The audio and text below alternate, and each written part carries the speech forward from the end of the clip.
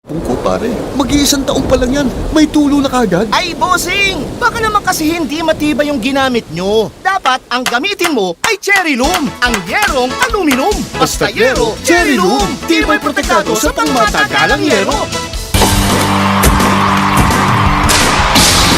Power and Play! Narito na ako, Noli Iyala, kilalanin ang mga nasa likod ng bawat laro. Sa buhay man o sa playing court, game na tayo! Power and Play sa Radyo 5, 92.3 News FM.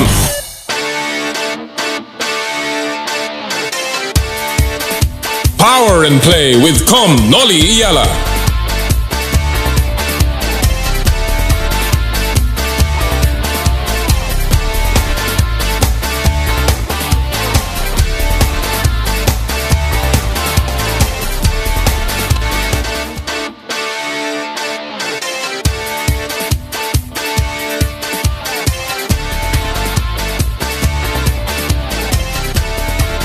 Kapwa ko Pilipino, ipagmalaki ang galing na meron tayo.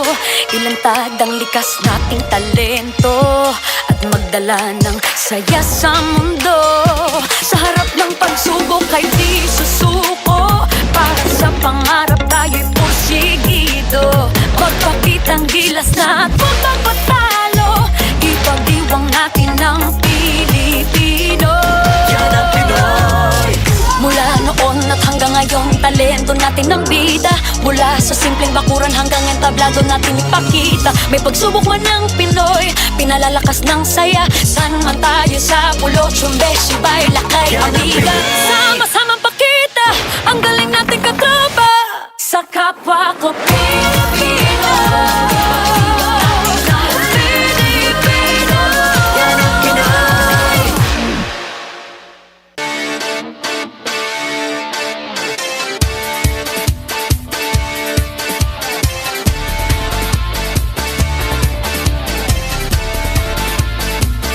Walang duda na basketball ang pinakapopular na sport dito po sa Pinas. Subalit ang dami pong sport dyan na nagbibigay karangalan at saya sa maraming Pilipino. At yan po ang ating pag-uusapan sa inyong paboritong kasama tuwing Sabado ng umaga dito sa Subic mismo. E di paano? Bangon na! Power and Play na! Power and Play with Comm, Noli Iyala. Magandang umaga po sa inyo lahat mga kapatid. Nagbabalik po kami live from Asea Beach Resort dito po sa Subic Bay Freeport Zone at kami nagpapasalamat muli sa Asea sa pag-host sa Power and Play ngayong umagang ito. Ako po si Noli Iyala. Ito po ang Power and Play hatid sa inyo ng Cherry Loom, ang yerong may aluminum, Cherry Tigo, it's fun to drive, Chooks to go, ang nag-iisang manok ng bayan, at ng True Religion, where passion meets power. Naku, kanina po, tayo ay nandun sa labas, doon sa may poolside, malapit sa beach. Subalit, napakalakas ng ulan. Kanina po mga 5 hanggang mga alas 6:30, yung setup po natin, medyo namroblema tayo dyan. Although tumila na po ang ulan dito sa loob ng Subic, minabuti po nating ipasok dito sa napakagandang coffee shop ng Asea Beach Resort dito po sa Subic. At kaya, again, nagpapasalamat kami sa management, kay Romel Sitin, sa kanyang buong staff, si Dayan Narisma, si Melissa Corilla, lahat po ng bumubuo ng Asea Resort Subic sa kanilang pagtanggap muli sa Power and Play. Marami po tayong pag-uusapan ngayong araw pong ito. Again, kagaya na nabanggit natin, ang dami po nating nakukuha mga mabubuting balita. Recently, nanalo si EJ Obiena ng historic medal dun po sa World Athletics Championship sa Eugene, Oregon. At tayo po'y nakakuha ng ating kauna-unahang medal dyan sa World Championships. At talaga naman pong nagbigay muli ng patunay na tayo ay handang lumaban sa iba't ibang klaseng disiplin, no? At today, ating po pag-uusapan yung mga iba't ibang klaseng laro kung saan tayo po'y nakakuha ng mga medalya at karangalan. Mamaya po sa ating second hour, makakausap natin ang gold medalist ng World Games. Mga kaibigan, only the second Filipino to win a medal dun po sa World Games. Yung pong World Games is an event 1 year after the Olympics. At yan po ay napakalaking event na kung saan naglalaban ang mga non-Olympic sports. At kaya po yung ating pong pambato, si Junna Tsukii. Siya po ang ating makakasama mamaya sa second hour. Pag-uusapan natin ang kanyang karanasan dyan sa World Games. Makakausap din po natin yung naunsyaming interview natin kay Coach Alen Stajcic ng Pilipinas Women's National Team sa football. Again, sila po ay papunta na ng World Cup and of course, kakakampiyon lamang nila sa AFF, yung ASEAN Football Federation Championship. Kaya mamaya po yan, ating makakapanayam si Coach Alen Stajcic. And makakausap din po natin si Commissioner Willie Marcial tungkol naman sa mga kaganapan sa PBA. Kaya abangan nyo po lahat yan, mga kapatid. Marami tayong pag-uusapan ngayong araw na to. Ito po ang inyong paboritong kasama tuwing Sabado ng umaga. Kaya ready na tayo. Simulan natin sa pamamagitan ng ating Sports Weekly Highlights. Power and Play with Comm, Noli Iyala. Una sa lahat, simulan natin sa mga masasayang balita pagdating sa sports. Ikinasal na po si Golden Girl Heidelin Diaz at Coach Julius Naranjo noong July 26. Eksaktong 1 taon matapos makuha ni Heidelin ang unang ginto ng Pilipinas sa Olympics. Enggrande ang kasal na ginanap sa Baguio City. Bigatin din ang principal sponsors katulad ni na Boss Manny V. Pangilinan, Boss Ramon Ang, at dating senador at boxing legend Manny Pacquiao at dating Vice Presidenteng Lenny Robredo. Congratulations kay Heidelin, kay Julius, sa newlyweds. Enjoy your life together. Isa pang good news, isa pa nating Olympian, umangat sa number 3 world ranking na si EJ Obiena, kasunod ng kanyang bronze medal finish sa World Athletics Championship. Ang podium finish ni Obiena ang unang medalya ng bansa sa event. Binasag dyan ni EJ ang kanyang personal at Asian record nang maklear ang 5.94 meter jump. May makukuha dapat na 250,000 pesos incentive si Obiena sa pag-break ng record, pero ibibigay na raw niya yan kay track legend Lydia De Vega para pagpapagamot nito. Ang papambihira talaga ang bait nito si EJ. Bukod pa dyan, sa dagdag na 250,000 ng Team Obiena para sa kabuuang 500,000 donation para kay Jai. Abay, talagang napakaganda ng puso. Maraming salamat, EJ. Congratulations. Hindi ka lamang magaling sa track, malaki pa ang puso mo sa pagtulong sa kapwa. Magtungo naman tayo sa umiinit na issue. Si Tab Baldwin ang itinuturo ni Samahang Basketball ng Pilipinas President Al Panlilio na dahilan daw ng pinagdadaanan ngayon ng Gilas Pilipinas. Sa isang interview sa SIG Network, sinabi ni Panlilio na mismong si Tab daw ang nagsabi na hindi siya makakapag-coach noong February window. Noong mga panahon yun ay nagsimula ng mawalan ng players ang national team dahil sa paglalaro sa iba't ibang liga. Ayon pa kay Panlilio, nag-resign na si Coach Shot Reyes matapos matalo sa SEA Games. Pero hindi ito tinanggap ng SBP. Wala pang pahayag sa issue si Coach Tab. Sa iba pang Gilas update, lalaro na rin sa Korean Basketball League si reigning NCAA MVP o Rookie MVP Renz Abando. Iiwan na ng high-flying forward ang Letran para maglaro sa kupunan ng Anyang KGC. Aba, makakasama ni Abando sa Korea sina RJ Abarientos, SJ Belanghel at Will Navarro. Kung si Abando, pasimula pa lang ang overseas career, balik naman si Kai Soto. Sa kanyang Instagram, nag-post ang Pinoy Big Man ng Let's Run It Back Adelaide 36ers na may hashtag na Year 2. Pumirma ng 3-year contract si Soto sa Australian Ball Club noong 2021 bago magpa-draft ngayong taon sa NBA. undrafted si Kai sa NBA at walang offers mula sa 30 kupunan. May average siyang 7 points, 4 rebounds sa unang taon niya sa 36ers. At sa PBA, naghihintay na ang San Miguel at defending champions TNT sa semifinals ng PBA Philippine Cup. Pinwersa naman ng Barangay Ginebra ang Game 3 sa kanilang quarterfinals match kontra Meralco kasunod ng 94-87 kahapon. Sa kabilang serye naman, tinulak din ng NLEX sa do or die ang laban kontra Magnolia sa likod ng 90-77 win. Bukas magkakaalaman na kung sino ang papasok sa semis. At yan po mga kaibigan, ang ating buod sa ating sports weekly highlights. Ako, ang daming kwento, no? Ang daming balita mga kapatid. No? Of course, tinututukan po natin ang mga kaganapan sa volleyball. Papasok na rin ng next round ang PVL Invitational Cup kung saan papasok na yata yung mga foreign teams, no? So nakakatuwa dahil napakaganda ng aksyon so far sa PVL. At kaugnay po ng ating binalita kanina tungkol doon sa issue na mainit na pinag-uusapan ng taong bayan.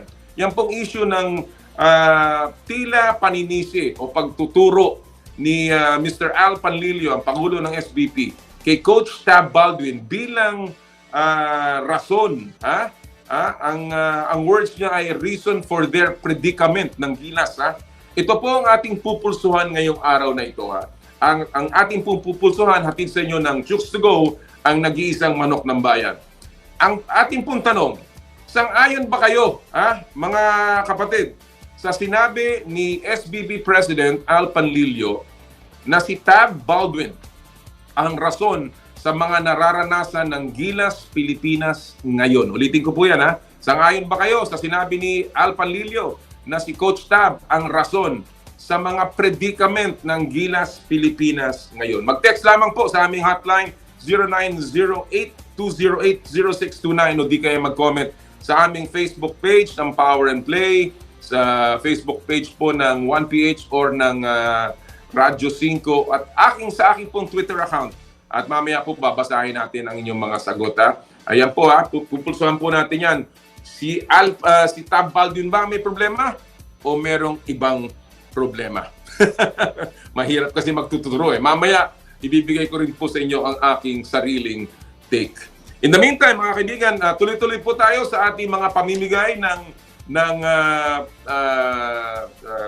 gantimpala o mga prizes dito po sa Power and Play sa ating pong Joyride Top Up promo. Doon po sa mga mahihilig magpa-deliver, sumakay ng motorcycle, taxi o di kaya sumakay po sa Joyride car. Kami po dito sa Power and Play sa pamamagitan ng Joyride Philippines ay mamimigay ng 1,000 pesos e-wallet credits. Ang madali lang po. All you have to do is download the latest version ng Joyride Super App. Makikita naman po ninyo yung QR code dyan. Screenshot nyo lang po yung inyong na-download na Joyride app. Siguraduhin lamang na nandun yung account name ninyo at ipadala po sa Facebook page na private message ng Power and Play. Ilagay nyo po yung full name at registered mobile number nyo sa inyong Joyride account. At kami po ay mamimigay ng 1,000 pesos JR Pay wallet credits at amin pong i-anunsyo mamaya yan sa katapusan ng ating show. Again, madaling-madali, download, screenshot, padala sa amin at i-anunsyo namin ang mananalo mamaya. Maraming salamat muli sa Joyride Super App sa kanilang top up promo dito po sa Power and Play. Alright, we're ready na mga kapatid sa ating unang set of guests. At ito po ang inyong paboritong Fast Take. Power and Play with Comm,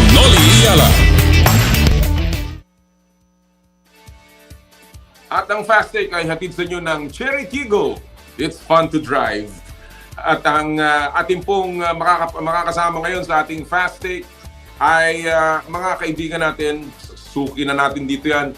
Walang iba kundi si Anthony Sontay at si Homer Saison straight from Chicago. Magandang umaga. Yun, gentlemen, Anthony Thank you for joining us today. Homer, again, it's a pleasure to have you on the show. Thank you, Commissioner. I wasn't able to go to work for the last 4 days and nag-flare yung gout ko. My big toe is so swollen. So I asked my doctor, Dr. Sherma, I said, Doc, what was the cause of my flare out? Because I've been careful with my diet, my exercise. You know what the doctor told me? What the cause of my flare out? Tab Baldwin daw. Ano? Tab Baldwin. Ikaw talaga. Anthony, bago ma-carry away itong si Homer. Hi, kamusta? How's everything with you?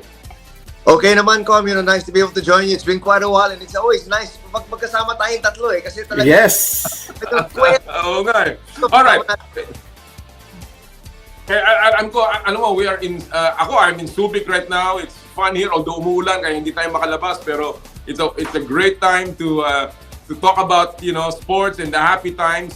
Pero sisimulan ko muna bago tayo magpunta sa ating fast take issues dito sa malungkot na balita. And I want to get your take on this dahil ito pinupulsuhan natin na yung statement ni SBP President Al Panlilio na ang sisi daw o ang predicament ng Gilas ay dahil kay Coach Tab Baldwin sa kanyang pagbibitaw noong window noong February. I want to get your take on this, Anthony. Ikaw muna.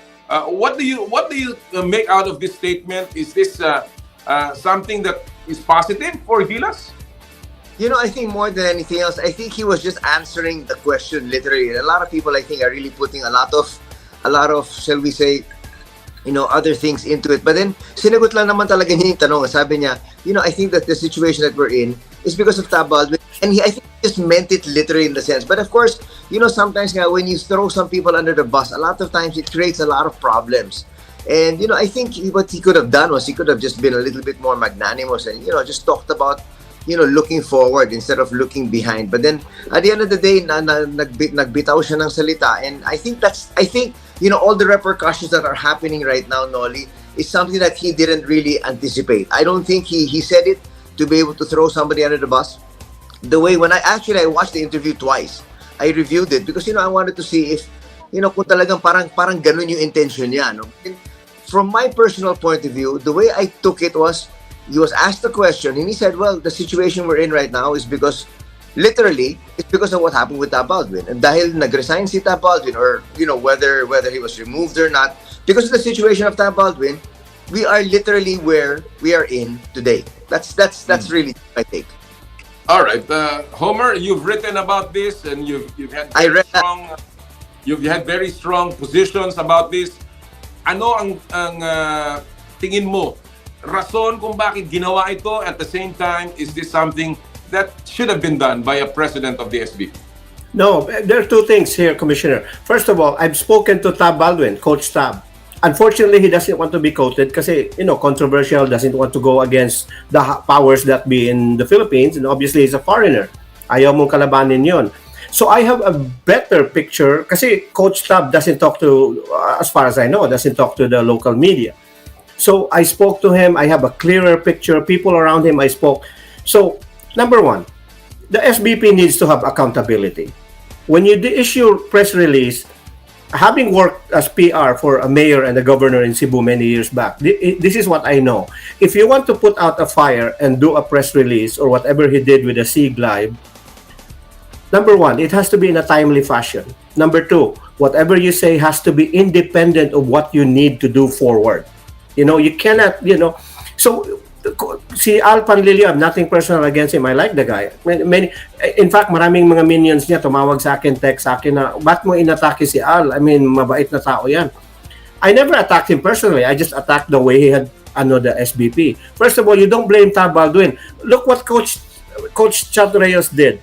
Diba he said, I can't coach this window, can Nena do it? And what's the difference? Coach Tab had an ailing brother that he had to rush to in Florida. There was the coming of the UAAP season that he had to prepare.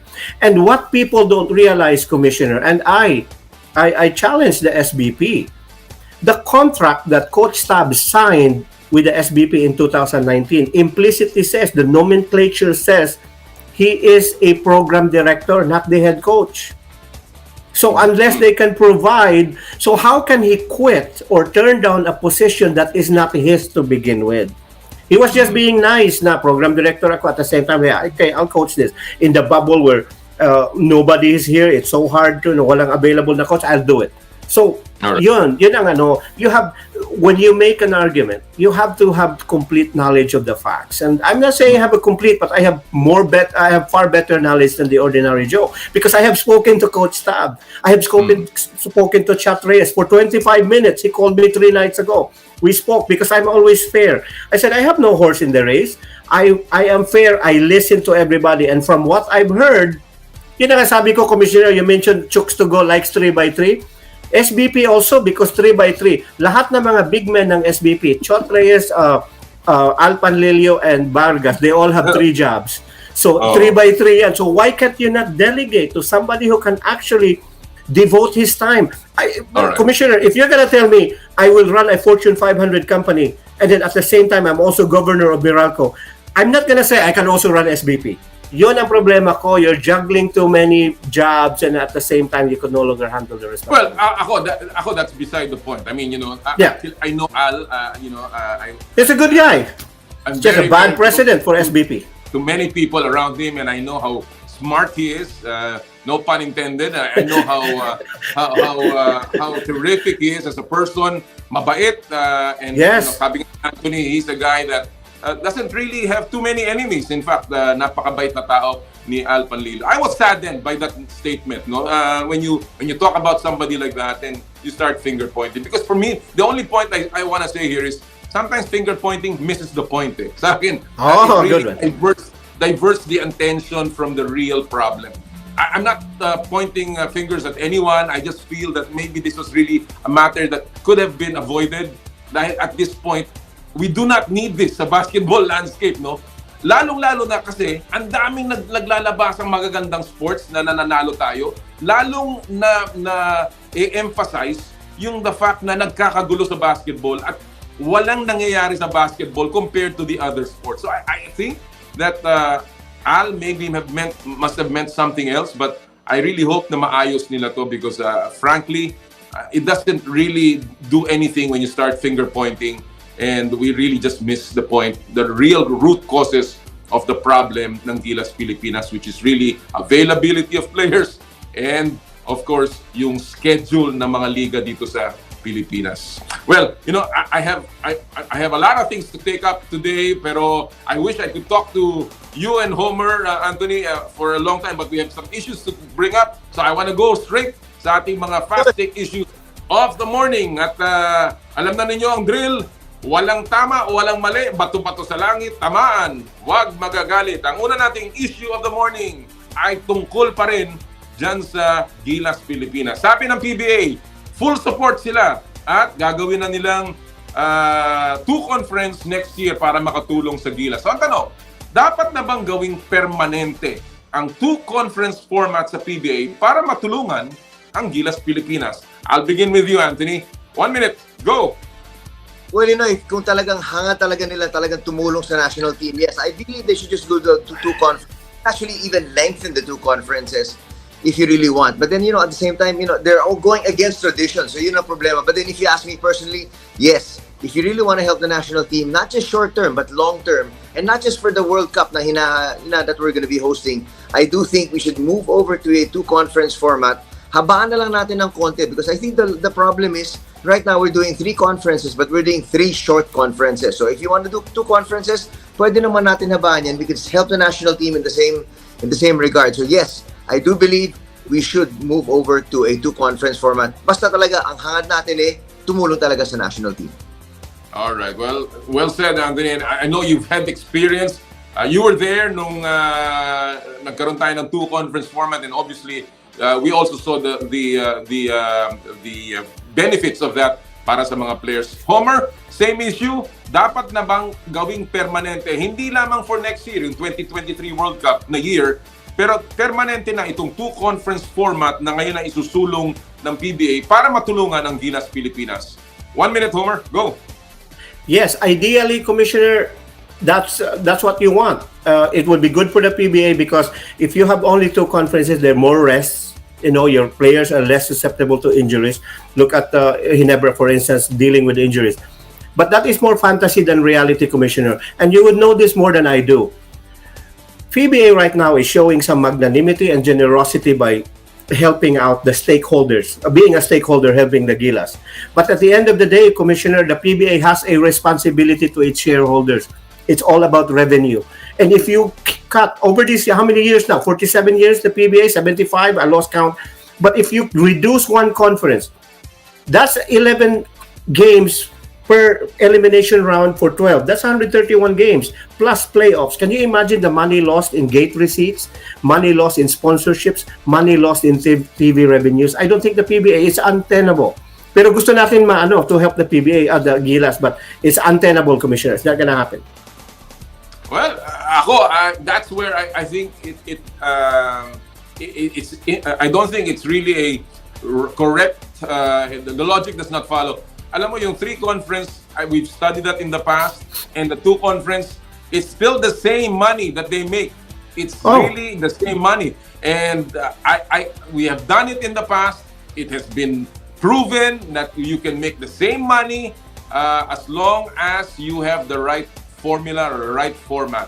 It's a matter of just thinking about it. Ako, sa tingin ko, ito lang ang thinking ko dyan, Homer. Ayaw nitong board na to, na hindi sila nag-isip ng ganong klaseng solusyon. Bigyan na natin sa kanila. Kayo na po ano niyan, because I think the FIBA calendar will never change. And if it does not change, your 3 conference format is dead. Wala na yan. Mahihirapan kayo if you want to help Gilas, as Anthony said. Kung ayaw niyo tulungan ng Gilas, walang problema. Pero kung gusto niyo talagang tulungan ng Gilas, I think 2 conferences should be the way, because the FIBA windows are here to stay. And that is the reality of basketball today. All right, let's go to our second issue of the morning. Ito ay patungkol pa rin sa Gilas. At ito naman ay tungkol sa mga players na, sabi ngayon, bubuo na daw ng bagong team. So ang tanong, sino-sinong players ang gusto nyong makita para sa Gilas sa susunod na FIBA World Cup qualifiers window, maliban of course kay Jordan Clarkson na ay maglalaro na daw. I'll begin with you, Homer. 1 minute. Go! Yeah, confirmed na yan. Jordan will be there for August. I confirmed it with the EWP basically and with the team Clarkson. Anyway, Commissioner, I want to bring the same players. The problems we had recently with Gilas is the 2 narratives was, even Al Panlilio said this, lack of preparation and lack of chemistry because there's so little time to prepare. So bring the same players as much as you can, as possible. The same players, Dwight, Parks, the Ravenna brothers. And then obviously you also have to add shooters and size. Maybe Jampacked Aguilar, hopefully he's healthy. And shooters, Commissioner, the reason why we lost because we could not spread the floor. The dribble and drive just doesn't work. And, the 3-point shooters, Pugoy, believe it or not, Commissioner, in the PBA right now, the top 3 shooters in the 3-point range are Aris and Paul Lee and Tyler Chu. Maybe you could get one of those guys. Michael Williams cannot play, and Roger Pugoy is not even in the top 10 of the, not even in the top 14 of 3-point shooter. So you need size and shooters. So you bring them back as much as possible, Commissioner, the same players, plus added size and shooting. All right. Well, that's a good formula. Obviously, kailangan nating humanap ng laki dahil doon tayo nagkulang. Noon sa FIBA Asia Cup, hindi tayo makarebound laban sa mga 19 offensive rebounds given up against New Zealand. My point. That's a lot. All right, Anthony, sino-sinong players ang gusto mong makita para sa Gilas sa susunod na FIBA Cup qualifiers window? 1 minute, Anthony. Go. Well, number 1, we have Jordan Clarkson, so he's a given. At the same time, I want to bring back the exact same team na dinala talaga ni Coach Chot dito sa mga last windows at saka sa FIBA Asia Cup because I want to see them develop even further. Yung mga PBA players natin, I feel are developed already and so we can start working on the chemistry next year. But then I want to see further seasoning by these young players. At the same time, if there are other players that they think na hindi pa nabibigyan ng international experience sa mga PBA teams, that's fine. Pero kasi ang balita natin, sabi ni Chot, pwede naman daw silang kumuha doon sa mga ibang players na hindi yung mga teams that not made it to the finals of the ongoing Philippine Cup. I don't like that if you're not planning to use them for next year. If you think that you have 1 or 2 players doon sa mga eliminated teams na pwede mong gamitin, yun, sige, isama mo na rin. But then I like the core of what we have because this might be the core that we're going to be using in 2023. So let's keep that core together. Let's see how they play together with Jordan Clarkson. And then let's just add a sprinkling of more different players pagdating next year. Totally agree. I totally agree that the core should be kept kasi sayang yung learning experience na sinasabi ni Coach Chot kung hindi mo rin naman dadalhin yung mga player na yun. But there's one name, maybe a couple, that I want in that FIBA qualifiers window. I want Justin Arana in that. I think the guy is a terrific big man. I think he's very mobile. He's got range. He can move. He can defend. He's a shot blocker. I also want to see si Jamie Malonzo. A wingman who can defend. Very athletic, very versatile. Hopefully, he can complement Jordan Clarkson and maybe they can come up with a team that could be running the floor para pagurin ng mga kalaban. But I think you're right. The core should be there. I think this is a good core. Kulang lang talaga ng long time to prepare. All right, let's go to our third and final issue of the morning. Pinag-uusapan natin dito yung mga ibang sports kung saan napakaganda ng performance ng Pilipinas. Sa likod ng tagumpay ni na EJ Obiena sa track and field, Junna Tsukii sa karate, Carlos Yulo sa gymnastics at ng Pilipinas sa football, panahon na ba para bigyan ng mas malaking suporta ang kanilang sports kaysa sa basketball? I'll begin with you, Anthony. 1 minute. Go! Well, yes, I've always been stressing this to a lot of the people that are really close to me and the people that I've been talking to for the past 15 years. I've always said that. It's the Filipinos can excel in so many other sports. Unfortunately, hindi lang sila nabibigyan ng pagkakataon, Always espoused football is number 1. Number 2 is badminton. And nakikita naman natin, unti-unti, the MVP Sports Foundation is also throwing a lot of money into badminton. So that's very good because I do feel we can excel in the sport of badminton as well. Another sport that I've also tried to be able to help out in previous years is baseball. If you look at the Japanese, if you look at the Koreans, yung size nila at saka yung size ng Pilipino, hindi naman talaga nakakaiba. Pero nakarami ng mga players that are in Major League Baseball from Japan and Korea. And even Taiwan, if you really want to look at it. So, baseball is another sport that I feel that we can actually churn out international players and send them abroad. Hindi lang sa basketball, sa KBL at saka sa Japan B-League. So, I do think we really need to focus a little bit more on other sports. Excellent. And good sports na nabanggit mo, Anthony. Same issue, Homer. Sa likod ng tagumpay ni Obiena, ni Tsukii, ni Yulo, ng Filipinas, and many more. Of course, Heidelin, panahon na ba para bigyan ng mas malaking suporta ang mga sports outside of basketball? 1 minute, Homer. Go. Yes, the question is erratic, Commissioner, erroneous because it did not include a great tennis player named Alex Ayala. But anyway, yes, Commissioner, unfortunately, like I said, example ko is this. The money and the commercialization, commercialism, is in basketball and boxing. As good as Obiena is, you don't see people like trooping to the television looking for pole ball. You don't see people trooping the television looking for golf and yukasaso and karate. That's the reality. So I think it's incumbent on the sponsors, the media, to help to shine a light on those. I give you an example, Commissioner. There was a company, Star Margarine, approached me 2 years ago. They wanted me to fly to Atlanta to interview Kai Soto, give me per diem, flight, hotel, everything. Do that to the other athletes. Don't just focus on basketball. Do that to tennis. Do that to our skaters. And I think it's the job of the media to say hey, we can also expose this. We can put this in the front page, not just basketball and boxing. That's the only way to do it. I totally agree with you, Homer. Malaking role ng media. Tama ka rin, no? Na iba rin ang commercial value ng basketball, ng boxing, ng volleyball. Pero iba rin naman yung gastos doon. Sapagkat napakaraming player at napakaraming team. When you talk about Obiena, when you talk about Junna, when you talk about Yulo, these are just individual players. Can you imagine if you throw in even 1/2 or 1/4 of what you're spending to these people? What kind of athletes we will be developing? Kaya natutuwa ako sa mga kumpanya na talagang sumusuporta. The MVP Sports Foundation is one of them. Chooks to Go is another group that is really spending a lot on other sports. And I hope iba pang mga sports ay tumulong din sa ating mga atleta. Gentlemen, I have a lot to get through today, so I wish I had more time with you, but I'm sure makikita ko uli kayo. Homer, ingat ka sa mga write-up mo, but I enjoy reading everything.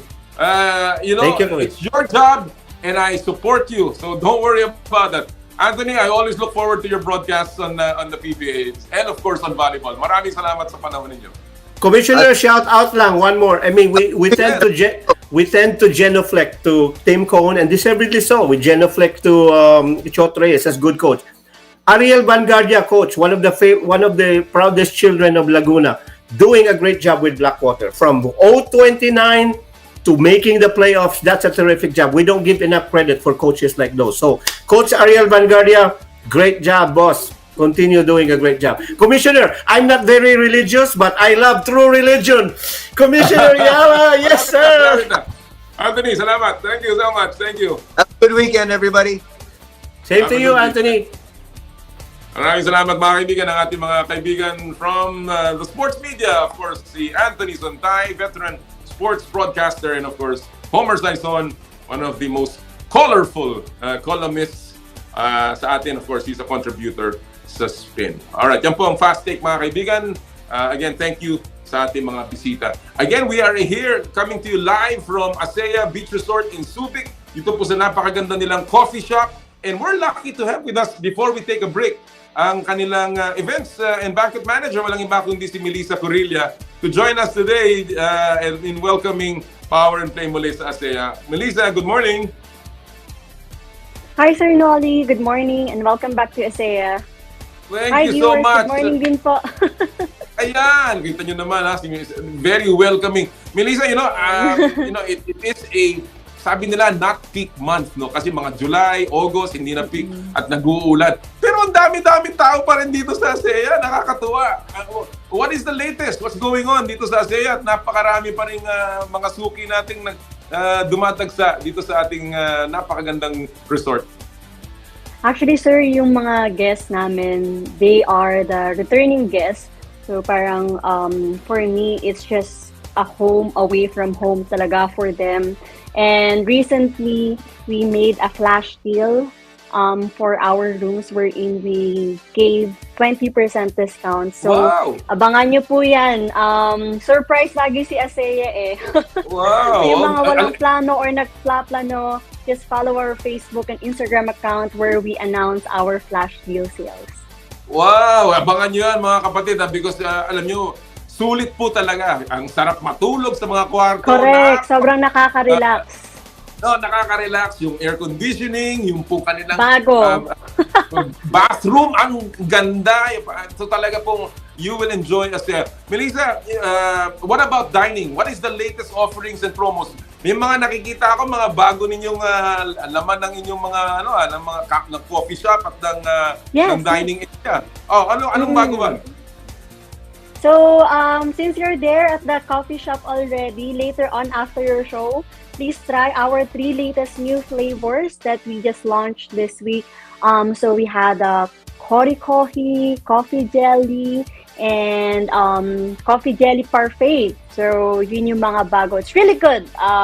Tinry ko to myself bago namin ibenta. And then yun nga, we are doing flash deal sales. Hopefully from time to time to lure more guests to stay with us and just parang yun na yung sign nila to book that room. And talaga. This August we will be having a food media crawl as well. So we will be inviting different medias or friends from the media to try our food at Salt Restaurant, Q Cafe, and the Sunset Pool Bar. And to just really showcase what we have here in Asea. Mako, matutuwa yung mga kaibigan ko dyan. Sila Katunying, sila Kajeri, lahat po ng mga kaibigan natin. Yes, I'm confident naman, Kanoli, kasi si Chef Linda naman yung bahala. Oo naman.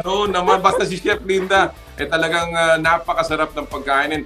Hindi po kayo magkakamali. Talking about that, Melissa, marami kasi nagtatanong sa akin, wala kami makuhang room, pero pwede ba kami mag-dine-in? Pwede ba kami mag-day trip at gumamit ng facilities? Ano ba ang policy ng ASEA dyan? Yes, sir. So, since we reopen yung ASEA, hindi pa kami nag-a-allow talaga ng day trip. Because we want the resort only for our paying guests. Just not only because they're paying more, but because we want to what we call this, maintain yung exclusivity Yun.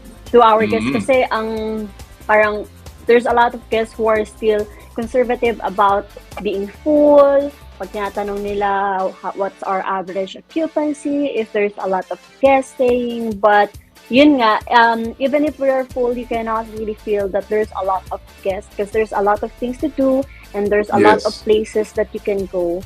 But one thing's for sure is you can always try our food in our 3 outlets. So you can always dine in as a walk-in guest in our Salt restaurant, buy coffee in View Cafe, or just even have a drink and appetizers in the Sunset Pool Bar. So it feels like you're still enjoying and relaxing by the beach, diba, Kano? Absolutely. You're there sa pool bar. Eksakto. So, yan mga kapatid, bawal ho ang day trip because talaga they want to keep the exclusivity for our guests. And obviously, napakagandang policy niyan because when we're here, you're very relaxed. Pero kung gusto nyo ho kumain, pwede. Napakasarap ng pagkain. And of course, you can watch the sunset. You can enjoy the drinks. They have a wide variety of drinks and cocktails dito po sa ASEA. And just enjoy the weather. Just a wonderful time to be here. Melissa, thank you so much again for inviting us here, and Thank you we look forward to many more trips dito sa ASEA. Thank you so much and enjoy the weather. See you later. See you po. Mga kaibigan, si Melissa Corilla from the ASEA Beach Resort here in Subic. Naku talaga po, hindi kayo magsisisi kung kayo ay pupunta dito. Book right away! Abangan nyo yung mga flash sale na ganyan, ha? At book right away dahil hindi ho kayo magsisisi pag pumunta kayo sa ASEA Beach Resort. Alright, before we take a break, isang paalala from Smart. Puso Pilipinas is a movement to celebrate the Filipino athlete powered by Smart. Follow them on Facebook, Instagram, Twitter, and YouTube. Get a chance to win exclusive Puso Pilipinas merch by sharing their Facebook page in your social media accounts with hashtag Puso Pilipinas. The Gigalife App is the latest mobile app from Smart that lets you discover and enjoy your passions with the different Giga promos. It can be downloaded and used by Smart Postpaid, Smart Prepaid, Smart Broke Prepaid, and TNT subscribers via the Apple or Google Play Store. What can the Gigalife app do for me? Check your balance, monitor your current subscription, top up using debit credit card, subscribe to the latest Giga promos, monitor your data consumption, auto-detect your mobile number when you are connected to Smart Network one-tap subscription to the most popular offer, Giga Video 99. And of course, Power and Play is powered by Smart. Maraming salamat po mula sa amin dito sa Smart. Alright, we'll take a break. Sa amin pong pagbabalik, makakausap natin Commissioner Willie Marcial ng PBA. Ito po ang Power and Play. Hatid sa inyo ng Cherry Loom, Cherry Tigo, Chooks to Go, at ng True Religion. Live from ASEA Beach Resort in Subic.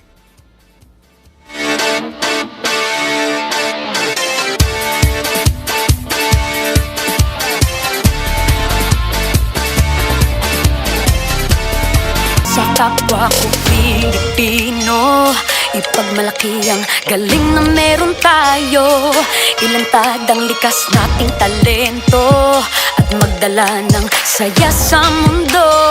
Sa harap ng pagsubok ay di susuko, para sa pangarap tayo'y porsigido. Magpakitang gilas na at huwag magpatalo, ipag-iwang natin ang Pilipino. Yan ang Pinoy. Mula noon at hanggang ngayon, talento natin ang bida. Mula sa simpleng bakuran hanggang entablado natin ipakita. May pagsubok man ng Pinoy, pinalalakas ng saya. San man tayo sa pulo, Chumbe, Sibay, Lakay, Amiga. Sama-samang pakita ang galing natin katropa. Sa kapwa ko Pilipino, yan ang Pinoy.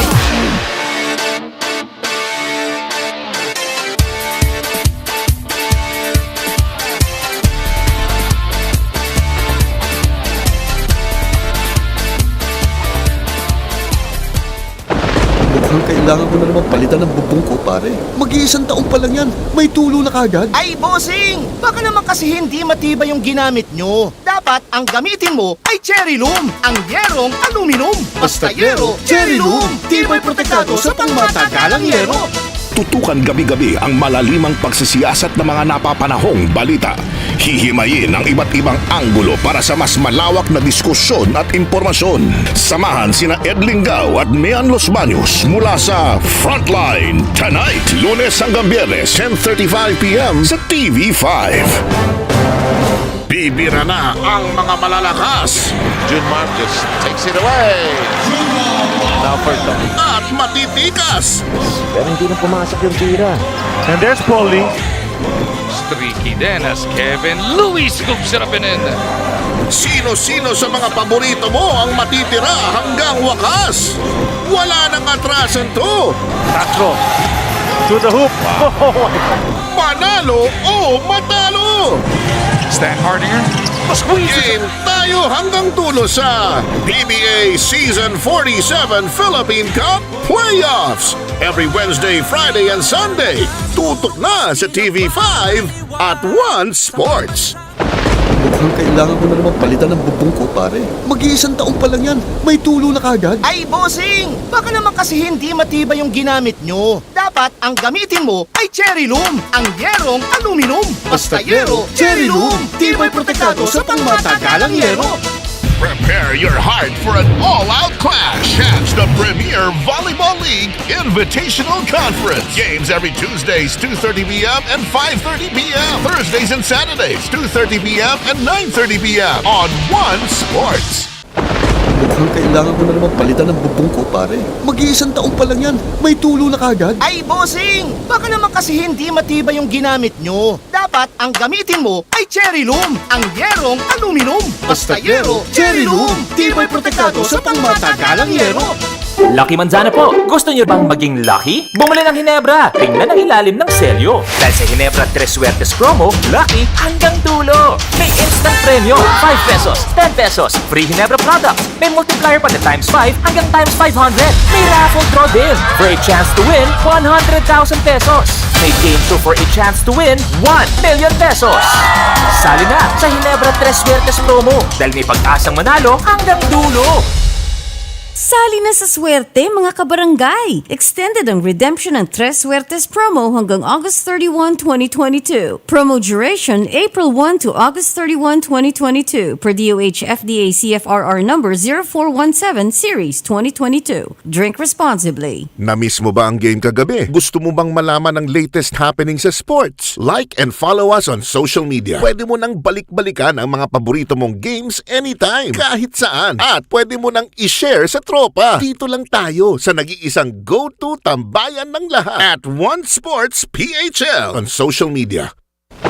Mukhang kailangan ko na naman palitan ng bubong ko, pare. Mag-iisang taong pa lang yan. May tulo na kagad. Ay, bossing! Baka naman kasi hindi matibay yung ginamit nyo. Dapat ang gamitin mo ay cherry loom, ang yerong aluminum. Basta yero, cherry loom, tibay protektado sa pangmatagalang yero.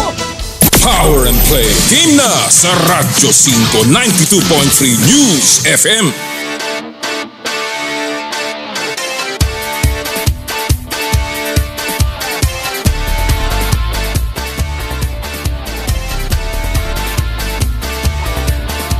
Mayang buntag, ganing yung tanan sa lahat po ng ating mga kaibigan sa Cebu City, sa Cagayan de Oro. Bago ko po ipasok ang ating next guest, isang shoutout lamang kay Coach Renren Ritualo na ngayon ay bagong head coach ng Lasal Green Hills High School team. Congratulations, Coach Renren. And of course, kay Yuri Escueta na bagong head coach ng San Beda Red Lions. Congratulations sa inyo, mga batang coaches. Hopefully ay makapagbigay ng bagong excitement para sa basketball scene. Alright, talking about basketball, tuloy-tuloy po ang PBA Philippine Cup. And we were fortunate to catch up with the commissioner of the PBA kagabi, right after the game ng Barangay Ginebra at Meralco at ng NLEX at ng Magnolia. Ito po ang ating panayam with Commissioner Willie Marcial. Siyempre po, kasama natin ngayon, walang iba kung hindi ang commissioner ng PBA, ang aking kaibigan si Comm, Willie Marcial. Magandang araw, Comm. Salamat sa muling pagbalik sa Power and Play. Magandang araw. Maraming salamat at hindi mo kami nalilimutan. Nako, ikaw pa. Kom, unang-una, kanina nanonood ako no? Of course, as we're taping this tonight, katatapos lamang nung dalawang napakagandang laban sa arena sa San Juan. At nakita kita kanina sa TV na kasama mo, bago tayo magkwentuhan tungkol sa PBA, kasama mo yung si James Yap at si Paul Artadi, of course si Mayor Francis Zamora, ngayon mga konsehal na ngayon sila ng San Juan. Unang-una, obviously tumatanda na tayo, no? Pero more than that, anong nararamdaman mo na nakikita mo itong mga player na to, dating mga kasama natin, na ngayon ay lingkod bayan na, and of course, yung tulong ng PBA sa buong I guess society, no, sa gobyerno, sa mga player na ngayon na naglilingkod na sa ating pamahalaan. Pareho naman tayong gusto natin, Comm, na matulungan natin yung mga players natin. Pero yung nakikita mo sila nag-grow, coaches, konsehal, senador, kung saan napepesto mga posisyon sa gobyerno. So, yung PBA, di ba parang nakakatuwa, nakakagalak at natutuwa ka na natutulungan mo at nakikita din ng ibang tao kung hindi lang basketball, hindi lang sa paglalaro, hindi lang sa pag-shoot ang alam ng mga players natin. Kausap ko nga si James kanina, maglalaro pa. Sabi niya maglalaro siya by this coming conference. Lalaro pa daw siya kung pagbibigyan siya, pero mukhang maglalaro pa rin sa rain or shine. Actually, nung nakausap ko nga siya, after nanalo siya, sabi nga niya, gusto lang niya, maglalaro siya, pero gusto muna niya magpakondisyon dahil matagal din daw siyang hindi naglaro. So, gusto muna niya magpakondisyon bago siya bumalik. So, nakakatuwa talaga na napakarami na mga nanggaling sa PBA ay ngayon ay mga lingkod bayan na, of course, aside from the fact na may mga malalaking players na ngayon, malalaking tao na sa gobyerno, meron din naman tayo mga panakanak mga problema na nakukuha sa PBA, no? And one of them, of course, the latest one, yung Paul Desiderio na kaso, no? From Willie. Napabalita na yan ay tatalakayin ng PBA. Anong latest dun sa Paul Desiderio case, Willie? Nakausap ko na si Agata. Tinanong ko kung ano magagawa natin. Ang gusto lang natin magkaayos sila. Okay naman siya. Dapat nag-meet nga kami last week. Siguro hectic schedule niya. Tinext ko siya. Kasi after niya, kakausapin ko naman si Paul na sana magkasundo. Parang hindi na tayo ng commissioner lang. Parang tayong barangay. Lahat ng mga iba't ibang problema inaayos natin. Okay, maganda yun. Parang barangay. Talagang pinag-aayos sa mga problema na magkasama. Pero, ayun ang tanong ko, ano ang ano gusto niyo mangyari dito? Wala namang kaso? Meron ba magkakaroon ba ng sanctions na iniisip ang PBA after investiganto? Ito ba ay magiging regular na sa PBA na ang mga issue ng mga player na issues na hindi sangkot sa paglalaro in their private life ay iimbestigahan na lagi ng PBA? Ito ba ang magiging takbo, Willie? Kung nasa pata natin yan, na kailangan good moral ka, kailangan standard good citizen ka, good sportsmanship, nawala doon, pwedeng mawala kasi yung kontrata mo, pwede terminate yung kontrata mo. So, kailangan, pero kailangan naman natin yung tunayan na may sala sila. Hindi naman tayo basta pwedeng, may habang may kaso pa laman, alam mo naman, Comm, kung may kaso, andun tayo, gumagabay, pero oras na may desisyon na kung ano sila, so nandun naman nating sa kontrata rin yun at pinagsasabihan na natin sila. So, inintay natin kung pero palagay ko, akin lang sa palagay ko, hindi yata magkakakasuhan. Okay. Well, magandang balita 'yon at kahit papaano sana nga maayos na 'yan at on the other hand, of course, sana mga players ay matuto rin dito sa leksyon na to. Although ako rin, may konti akong pagdududa dati tungkol sa kapangyarihan ng PBA, of course, na makialam sa mga private cases. Maganda yung napaliwanag mo, Comm, na yan ay part ng kanilang kontrata. So this is really more of a contractual issue rather than a, kumbaga, criminal case or administrative case. Really more on the contract. Alright. Willie, isa pang kasi pinag-uusapan natin mga player. Recently, maraming napabalitang mga batang player na maaaring magpa-draft sa PBA ay nag-iibang bansa na. No? And the latest one yung Ren Sabado na naglaro sa Gilas na ngayon ay papunta na rin ng Korea. Unang-una, anong reaction mo dyan, Comm Willie? At anong reaction ng PBA board?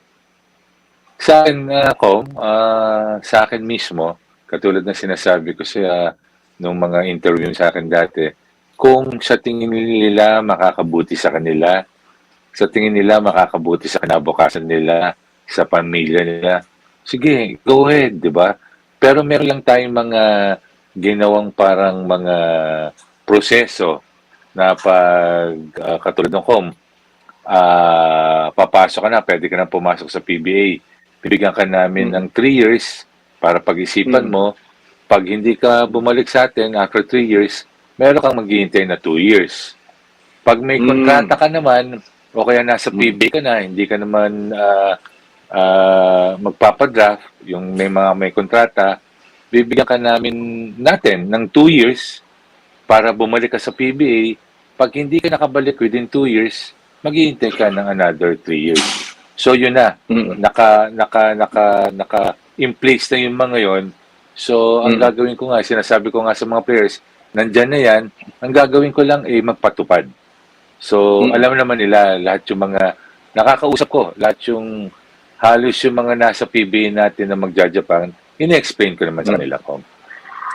Hindi ba kayo concerned, Comm Willie, na alam naman natin magagaling na player to, no? Itong mga Abando at of course sila Justin Baltasar, puro yan mga pwedeng talagang first round draft picks yan ng PBA. Hindi ba concerned ng PBA na nababawasan yung mga player na pumupunta o pumapasok right away?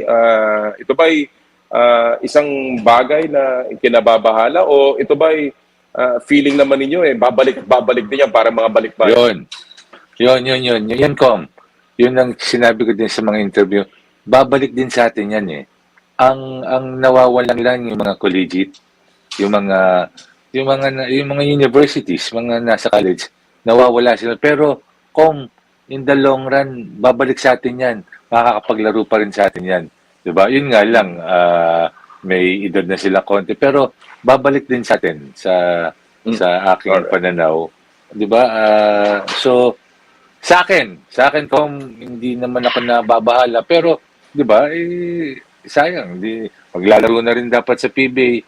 Pero sa akin, kung anong maganda at sa tingin nila makakabuhay at magandang kinabukasan nila, okay sa akin, Comm. Okay. Alright, talking about that, no?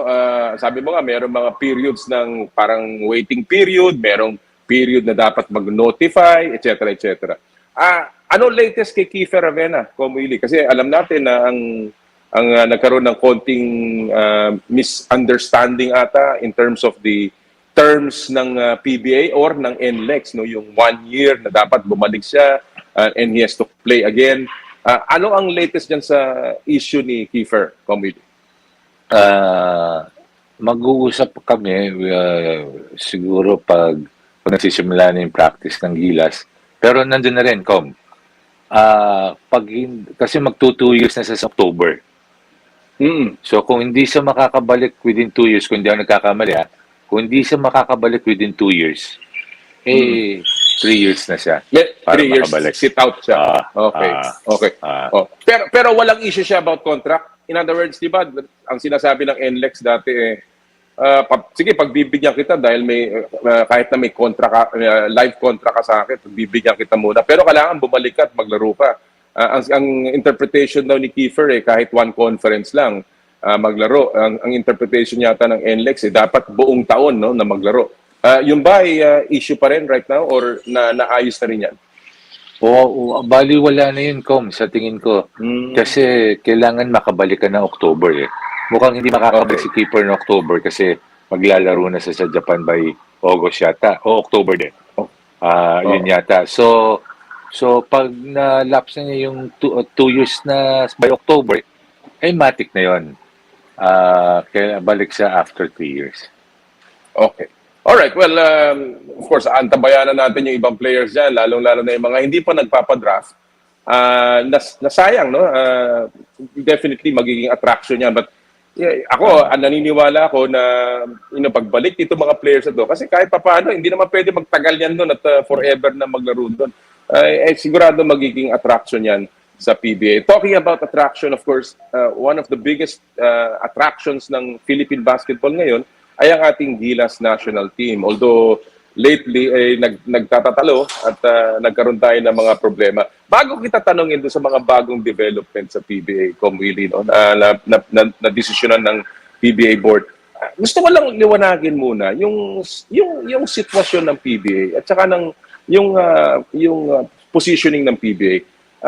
Kasi marami na tayong narinig tungkol sa yung mga Gilas draft, yung pagpapahiram, etc. etc. So ang tanong ko, no, ano ba talaga, very briefly, ang suporta ng PBA? All out ba yan o may kondisyones na pag naglalaro kami, hindi niya pwedeng galawin yan? Pero pag hindi kami naglalaro, all out kami. Ganun ba yun? Or hindi, kahit na naglalaro, kung kailangan ninyo, humingi kayo, ibibigay namin sa inyo. Ito, Comm, ang pinaghahandaan namin, tama ka, yung sinabi mo, pinaghahandaan namin yung 2023. Kasi itong mga windows naman natin na to, yan, August, wala naman tayo, nakabreak tayo. So paparam natin, katulad ng pinayagan ng board, paparamin natin yung 10 teams. Huwag lang yung naglalaro sa finals. Kung sinong gusto ni Coach Chor. Pero yung mga ibang windows kasi katulad ng November, tatamaan natin, baka naglalaro tayo sa elimination nun. Ang sinasabi ko lang ay, ano yun, Comm, sorry, hindi naman natin masyadong kailangan. Kasi pasok na tayo. Ang kailangan paghandaan natin, Comm, yung 2023. Pag gumokin na yung 2023, kaya nga, yun na, nag-ano na tayo, Comm, na yung sinasabi mo, mag-2 conferences. Nag-2 conferences na tayo. So, tinanggal na natin ng isang conference.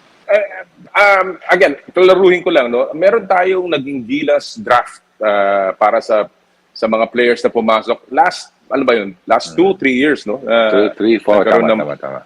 O, mga ganon. Ano ba talaga yung Gilas draft na yon?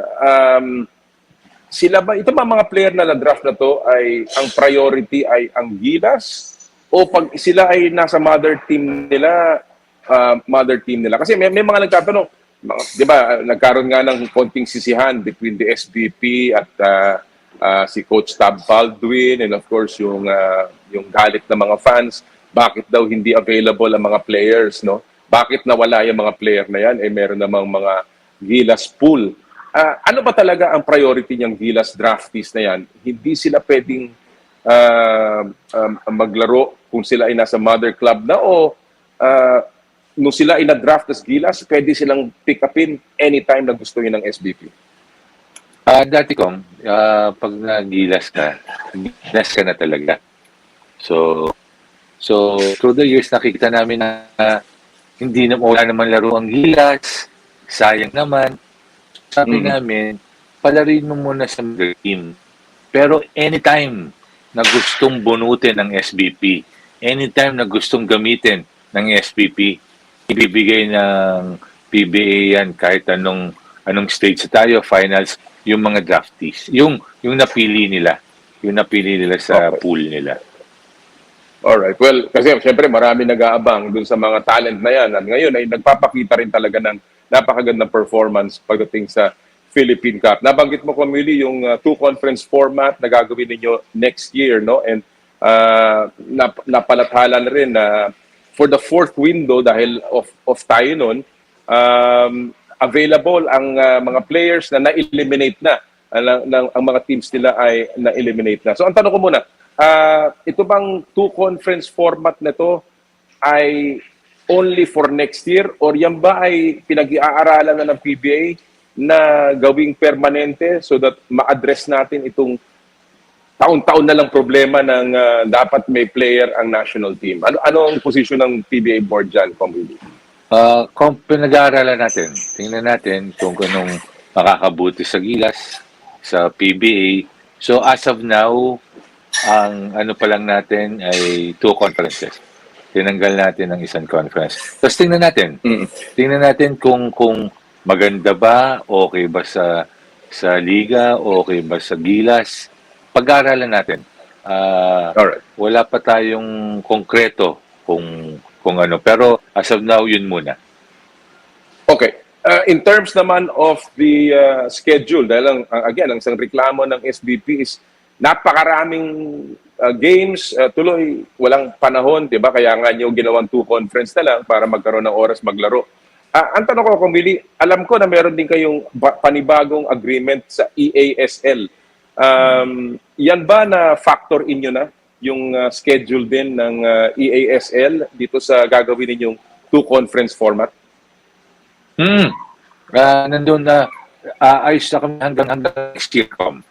Hanggang next year, bago hanggang World Cup, plansado tayo. Pero after World Cup, yun nga, open muna ulit namin, paano yung ESL, ano na mga windows, ano na ba plano ng SBP after the World Cup, ano na mga proseso, ano ang gusto nyo gawin. Kaya Comm, may meeting kami with SBP. Yung board ng SBP by August 1. Siguro yun ang mga pag-uusapan kung paano. Ito ba, Comm Willie, kasi tandaan mo before nung nagsimula ang SBP at yan po mga kaibigan, ang panayam natin kay Commissioner Willie Marcial. Well, if you want to hear the entire, konti na lang naman yung ating hindi napalabas. Pero if you want to hear the entire interview ni Comm Willie, just log in sa aming pong Facebook page at mapapanood po niya yung interview natin kay Commissioner Willie Marcial. Thank you again to Comm Willie. All right, when we come back from this break, we will talk about the historic feat of the Filipinas, our Philippine women's national football team, together with their head coach, Coach Alen Stajcic, live on Power and Play. Ito po ang Power and Play, hatid sa inyo ng Cherry Loom, Cherry Tigo, Chooks to Go, at ng True Religion. We'll be back.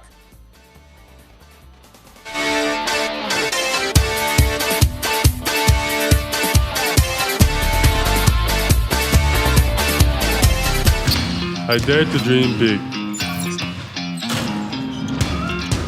to be a voice of my generation, to inspire resilience in the face of roadblocks. And in sharing my stories, I let others share in my passion.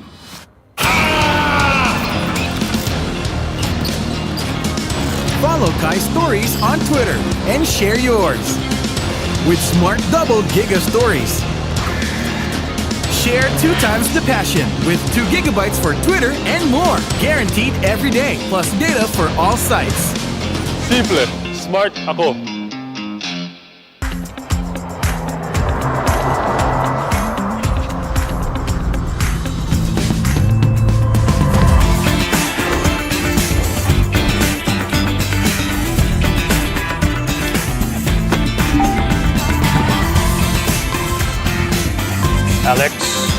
Alex, are you ready to have some fun on your first driving lesson?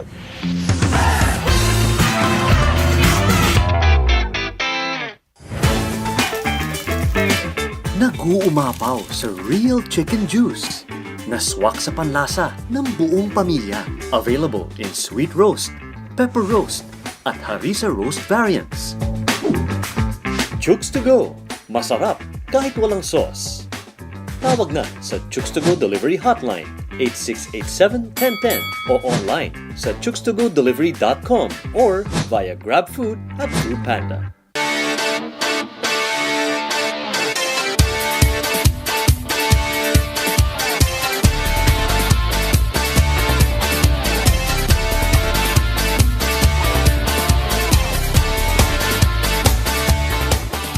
Lucky Manzana po, gusto nyo bang maging lucky? Bumili ng Hinebra, tingnan ang ilalim ng selyo. Dahil sa Hinebra 3 Suertes promo, lucky hanggang dulo. May instant premyo, 5 pesos, 10 pesos, free Hinebra product. May multiplier pa na times 5 hanggang times 500. May raffle draw din for a chance to win 100,000 pesos. May game show for a chance to win 1 million pesos. Sali na sa Hinebra 3 Suertes promo dahil may pag-asang manalo hanggang dulo. Sali na sa swerte mga kabarangay! Extended ang redemption ng Tres Suertes promo hanggang August 31, 2022. Promo duration April 1 to August 31, 2022 per DOH FDA CFRR number 0417 Series 2022. Drink responsibly. Mukhang kailangan ko na naman palitan ng bubong ko, pare. Mag-iisang taon pa lang yan. May tulo na kagad. Ay, bossing! Baka naman kasi hindi matibay yung ginamit nyo. Dapat ang gamitin mo ay cherry loom, ang yerong aluminum. Basta yero, cherry loom. Tibay protektado sa pangmatagalang yero. Ang oras, 9:10. Ang oras sa Radyo 5 ay hatid sa inyo ng Rhea Generics. Rhea, basta kalusugan, maasahan mo. Angel Locsin po, papaano nabubuo ang tiwala kapag nangako at hindi binigo? Pangako ng Rhea Generics, ang pangkaraniwang Pilipino ay magkaroon ng kakayahang bumili ng mga tunay na world-class na kalidad ng gamot. Kapartner namin ang mga kilalang eksperto sa buong mundo. Kaya maaasahan mo na ang kalidad, husay at bisa ng Rhea Generics ay kapareho ng mga branded na gamot. Ganyan tumupad ng pangako ang Rhea Generics. Ang galing ng mundo, dinala sa Pilipino. Rhea, basta kalusugan, maaasahan mo. Ang Rhea Generics ay gawa ng Pfizer, Viatris, Sanofi, GSK, Otsuka, Merck, Fresenius Kabi, AstraZeneca, OEP Philippines, Lundbeck at Boehringer Ingelheim. If symptoms persist, consult your doctor. Rhea Generics. Rhea, basta kalusugan, maasahan mo.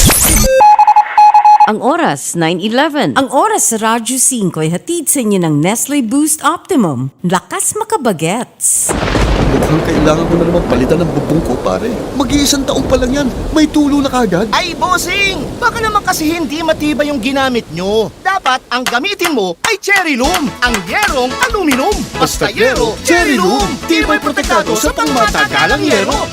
Na-miss mo ba ang game kagabi? Gusto mo bang malaman ang latest happening sa sports? Like and follow us on social media. Pwede mo nang balik-balikan ang mga paborito mong games anytime, kahit saan. At pwede mo nang i-share sa tropa. Dito lang tayo sa nag-iisang go-to tambayan ng lahat at One Sports PHL on social media. Ang oras, 9:11. Ang oras sa Radyo 5 ay hatid sa inyo ng Nestle Boost Optimum. Lakas makabagets. Melgian ko po, Pilipinas. Bakit iba ang Rhea Generics? Ang Rhea Generics ay isang pangako na ang pangkaraniwang Pilipino ay magkaroon ng kakayahang bumili ng mga tunay na world-class na kalidad na gamot. Kapartner namin ang mga kilalang eksperto sa buong mundo. Kaya maaasahan mo na ang kalidad, husay at bisa ng Rhea Generics ay kapareho ng mga branded na gamot. Kanyan tumupad ng pangako ang Rhea Generics. Ang galing ng mundo, dinala sa Pilipino. Rhea, basta kalusugan, maaasahan mo. Ang Rhea Generics ay gawa ng Pfizer, Viatris, Sanofi, GSK, Otsuka, Merck, Fresenius Kabi, AstraZeneca, OEP Philippines, Lundbeck at Boehringer Ingelheim. If symptoms persist, consult your doctor. Rhea Generics. Rhea, basta kalusugan, maasahan mo. Ang oras, 9:12. Ang oras sa Radyo 5 ay hatid sa inyo ng Rhea Generics. Rhea, basta kalusugan, maasahan mo. Power and Play. Game na sa Radyo 5 92.3 News FM.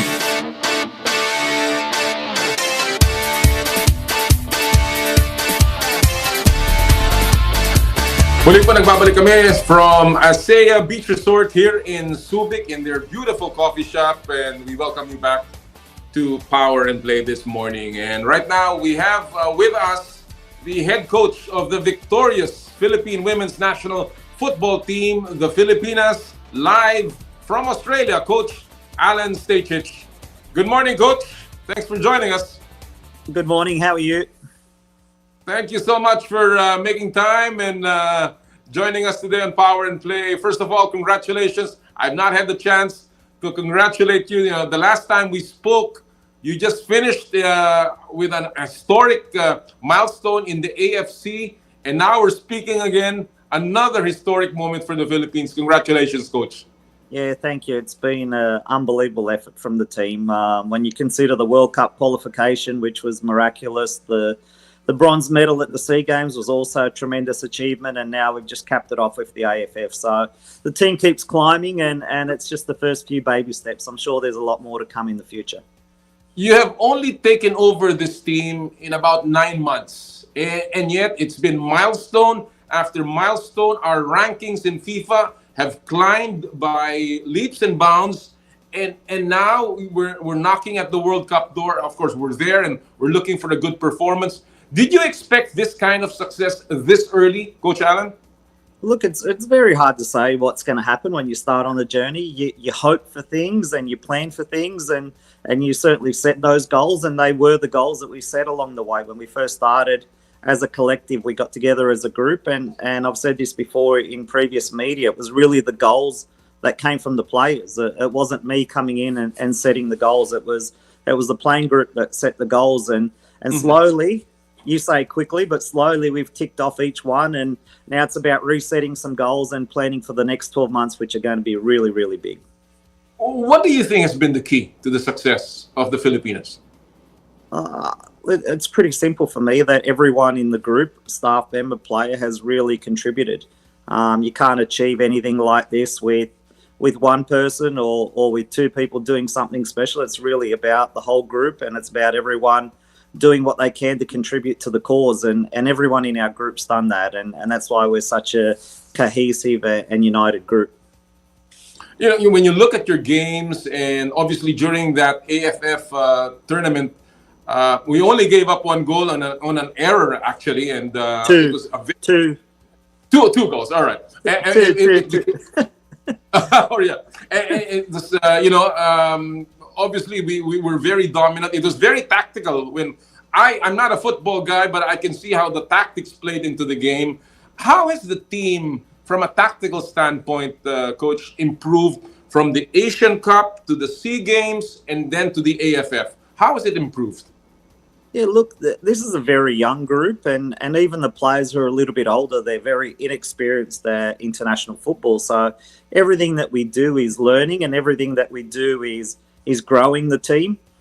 We've played an extraordinary amount of games this year. We've already played 23 matches, and I would say the average for a national team, any national team in a given year, would probably be between 8 and 12 matches. And just in that short space of time, we've already played 23. So in some respects, we're fast-tracking their development. There's no magic formula to getting experience other than just playing games and being together and as a group. And we're very fortunate we've had a lot of time together and spent that wisely and spent that in a really positive manner. And we just keep growing. At the moment, we're just at the starting point of our learning curve, and I'm sure there's a lot of growth and improvement to come. And that's, music to the ears of the Filipino fans. And obviously, something to look forward to. Let's look at the big picture here. You had a big call, Coach Alen, to the fans to pack the games, and you felt that the Filipinas deserve more fans to come. And of course, on that historic Sunday, the miracle in Manila, we won, of course, and we won our very first title ever. How significant was the answer to your call for fans to come, and over 8,000 fans packed the Rizal Memorial Stadium? Yeah, look, football in my country here in Australia is very similar to the Philippines. We're a poor cousin to bigger codes, to other sports that grab the media attention, that grab the corporate support. So I know how important it is, one, to have a winning team, but two, to have that engagement with the fans. And I know how popular, having travelled around the whole world, how popular football is around the whole world. So I know if people get their teeth into it, how much they're going to love it. And throughout Southeast Asia, we know that football's pretty much the number one sport in every other country there. So, I just want people there to embrace the game, to love the game. And I'm sure if that happens, not only are we going to get more fans at the games and more enjoyment and more fun, we're also going to get more young boys and young girls that want to play the game, which is only going to benefit the Philippines and society as a whole. Well, you've said it in one perfect statement. You said football is alive in the Philippines. How do you sustain the momentum that has been brought about by this victory in the AFF? Yeah, look, just by keeping on improving, I think people can appreciate what a difficult task it is to win just in Southeast Asia, but but we've got much bigger fish to fry coming up. Trying to compete with Japan and Australia and China and South Korea just in Asia is extremely tough. They've been so dominant for the last 20, 30, 40 years. Japan won the World Cup just 10 years ago, beating the likes of America and basically all of Europe. So, just in our own doorstep, we've got some of the biggest teams in the world. And then you talk about the USA, who have been number one for the last 30 or 40 years, and the big European nations. So, we've done a good job to where we've gotten to so far, but there's no doubt that there's tougher challenges that lie ahead, and there's so much more we need to work on and improve to compete with the really big fish in the pond. Well, talking about the big fish, obviously that is what we are now looking forward to. And you have said that we will not compete unless we have a chance to win. And you believe that in your heart. Coach Alen, when you talk about that chance to win, where are the areas of improvement that you feel the Filipinas can still grow into so that they can be more competitive against the big fish that you call? Yeah, look, as I've touched on already, we're an inexperienced team and generally a pretty young team. We average probably 22 and a half years of age. So when you're at that developmental stage, it's very hard to just focus on one area. Like, we really need to improve in every area. We need to improve our attack. We need to improve defensively. Of course, we can look at the last 10 matches and say we scored 27 goals and we only conceded 4, which is an incredible record. But it's a little bit small-minded. To just reflect on what you've done recently and against teams that we should be competing with. Against the bigger teams, it's certainly going to be much tougher. So we need to be better in attack. We need to be better technically. We need to improve tactically and mature. And definitely our mentality is good. We have a great mentality within the group. But, under real pressure, we need to test that mentality when things aren't going our way. So, you can only really do that by playing games and playing against the big teams. And that's certainly what we've got coming up in the next period of time. You have a tremendous group of girls playing for you. Everybody has a role. Everybody's done well. Are you, obviously, this is a team that we want to bring to the World Cup, but are you looking at other players to bring into the team? Are there already specific names that you are watching out for? Or will this team be the team that'll be going to the World Cup? Look, this is a national team, and I've been very transparent with the players that they're just renting the jersey. You never own that jersey. It's a privilege and an honour to represent your country, and I'm proud to represent the Philippines, and I almost feel like it's my country as well now. So we're proud to represent the country, and we're proud to be there. But I know all of us are only renting the position, and if someone better comes along, if there's a better coach that comes along, then they deserve the job. If there's better players that come along, they deserve that jersey, because ultimately you want to be the best team you can possibly be. So, the players have to fight for that jersey all the time. They have to fight for their spot in the team, whether that internal rivalry is certainly a critical aspect of ensuring that we keep growing and developing as a group. You have said, and this is probably my final point here, Coach Alen, you have said that this ranks among maybe your greatest achievements as a professional, steering a non-football country like the Philippines into its biggest successes in the last few months. First of all, how do you plan to top this? And secondly, are you going to stay on with the Philippine team? Oh, look, yeah, definitely. We've got a big 12 months ahead. So I'm looking forward to it. I'm like a kid in a candy shop at the moment. So, everything's going really well. But I know that there's tough times ahead. And I know that progression in sport is never linear. It's never just starts at point A and goes to point B. There's so many ups and downs. And the challenges of coaching are not just when you're winning, but also when things aren't going your way. So, look, I know that we'll have some tough times ahead. And when we play the bigger teams, that'll be a tremendous challenge for us. But just gives you even more motivation to want to, sink your teeth into the challenge and see what we really can do. But, to think of where we've come from as a group and where the players came from, a lot of them had come from 1 or 2 years in COVID, hadn't trained. A lot of the players are unattached with clubs. So we were playing against players who were in full professional environments. So where we came from as a starting point last year in Irvine in November to where we are now is that we've almost gone full circle. And now the players are starting to find some professional clubs and starting to get engaged with high-level football full-time. So, we've really turned the corner. But again, as I've said many times, this is just the starting point. You're enjoying your break right now, but when does the team start to practice again, Coach Alen? As you know, when you're a coach, there's never a break. Players get a break. Players get a break, but when there's 30 or 40 people in your organisation, there's always things to deal with. We're already planning the next trip and planning who we're going to play and which players are available and trying to deal with injuries and which clubs they're at and fitness programs. So, look, there's always issues to deal with, but, you know, that's part of the job and really that's part of the enjoyment as well. Can you give us a sneak peek on what it looks like the next few months? Where are you going? Which teams are you playing?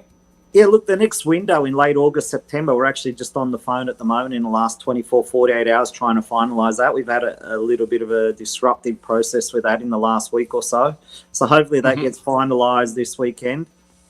In October and November, it's highly likely we'll be in North America and South America playing against some opposition there. So for the rest of this year, we look like we've pretty much mapped it out. We've probably got another 5 or 6 matches to play and see how we go against different continents and different confederations and different types of play and obviously different styles of play as well.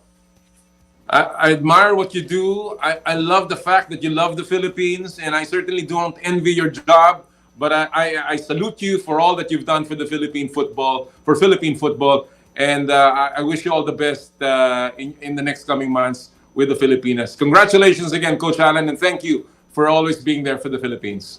Thank you and appreciate your support. Thank you. Mga kaibigan, ang head coach ng Philippine Women's National Football Team, Coach Alen Stajcic, live from Australia. Wow, unbelievable.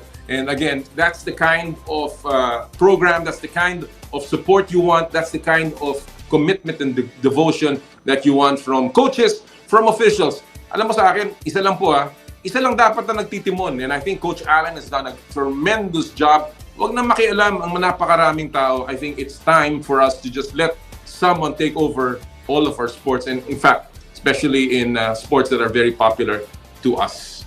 Alright mga kaibigan, at this point, gusto ko lang po magpasalamat sa lahat ng ating mga tagapagtaguyod sa Power and Play. Thank you so much sa ating supporter, Cherry Loom, ang yerong may aluminum. Sa ganitong pabago-bago ang panahon, mga kababayan, sobrang init tapos biglang uulan. Kailangan natin ng matibay at protektadong bubong. Dapat ang bubong ay yerong may aluminum kapag may aluminum chop na pangmatagalan. At isa lang, ang alam kong dekalidad na yerong may aluminum, yan ang Cherry Loom. Tibay protektado sa pangmatagalang yero. Cherry Loom, ang yerong may aluminum. Cherry Tigo, it's fun to drive. How neat is it is to have a 7-seater SUV that has a powerful engine, world-class safety standards, and latest tech features. But you didn't know that the all-new Cherry Tigo 8 Pro has all these features and more at a very affordable price range.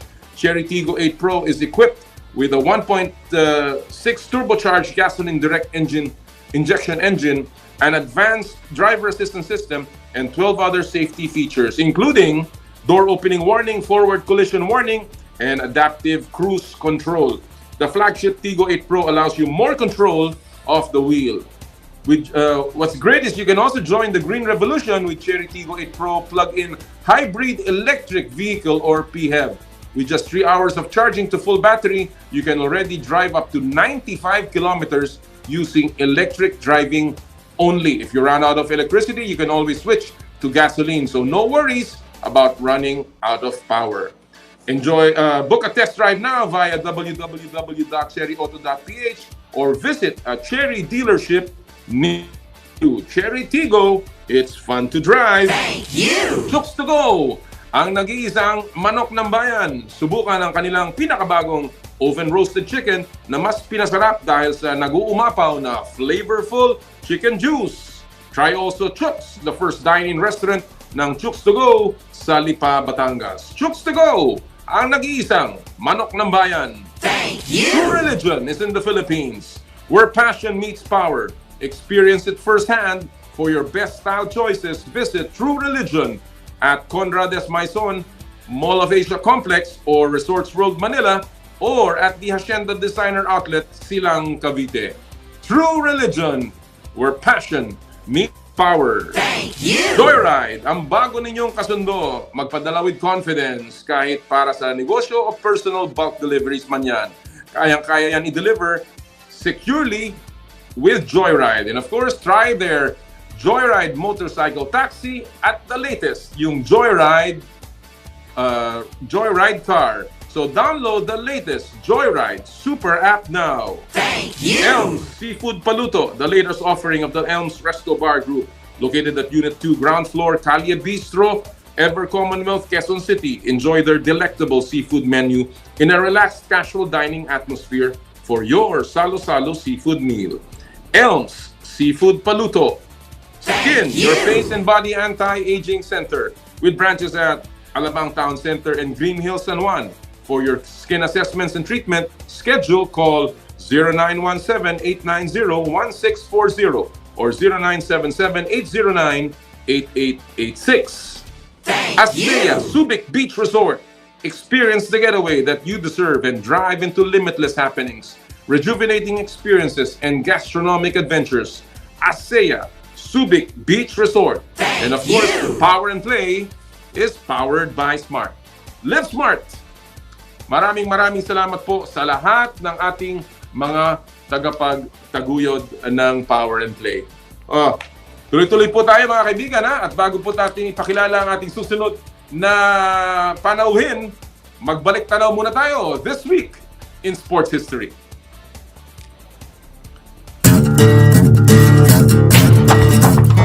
Power and Play with Comm Noli Iyala. 2005 or 17 years ago na ipanalo ni Lance Armstrong ang kanyang pang-pitong sunod na Tour de France title. Tumakbo ng higit 3,500 kilometers ang karera na may 21 stages. Ito ang pang-72 edisyon ng prestigyosong bike race. Nagretiro pagkatapos ng event si Armstrong. Pero ang masaklap, tinanggal sa kanya ang title kabilang ang iba pa niyang Tour de France wins matapos mapatunayang nilabag ang anti-doping rule ng UCI.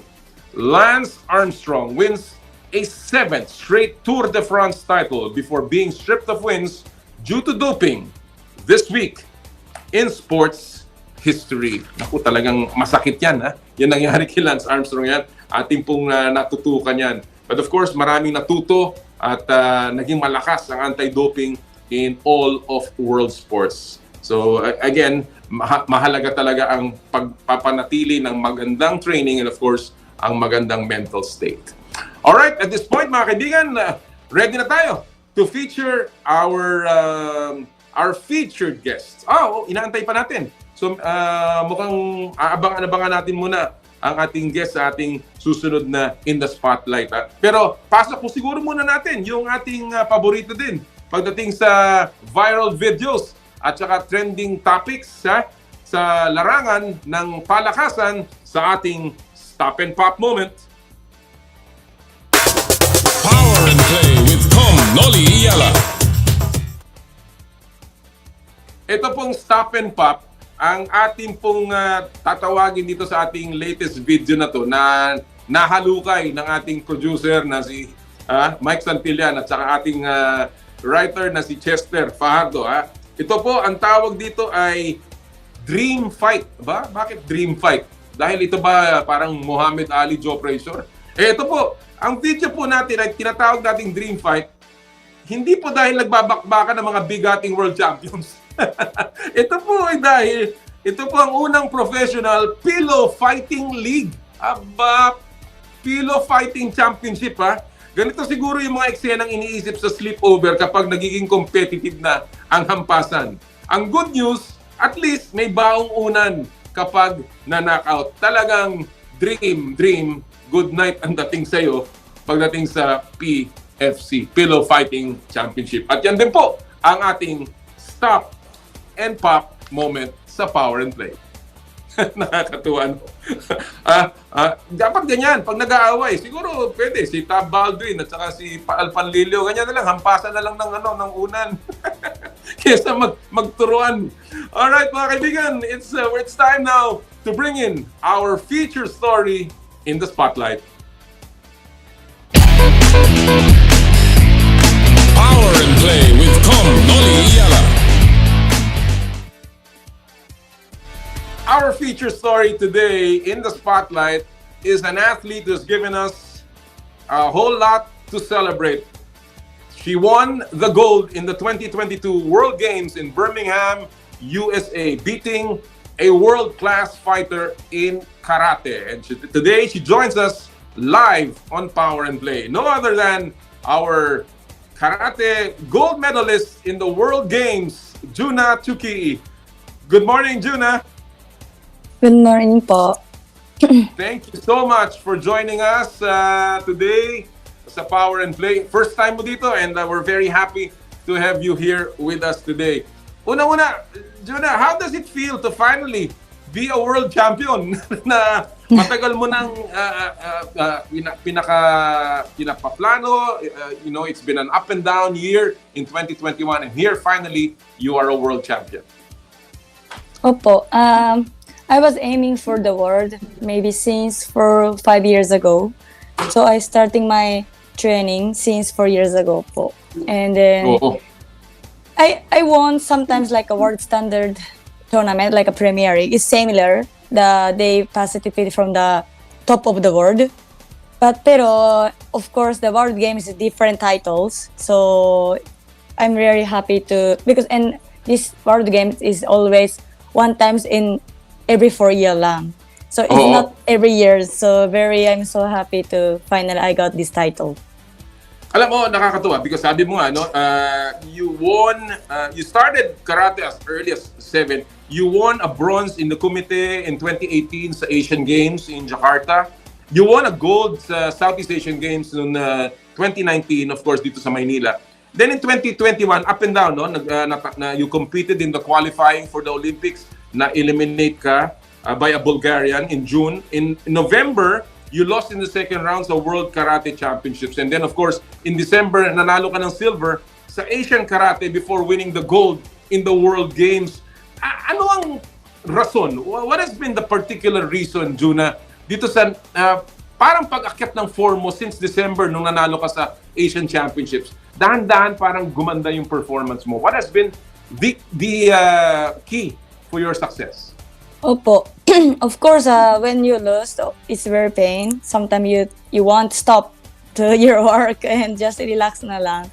But I couldn't decided for relax because I'm really want to be the world top in the world. I really want, even pain, even hard. I want. So just when I lost, always I just learn and I change my program to fast. So I approve everything. Or after I lose, approve, and then it's pain.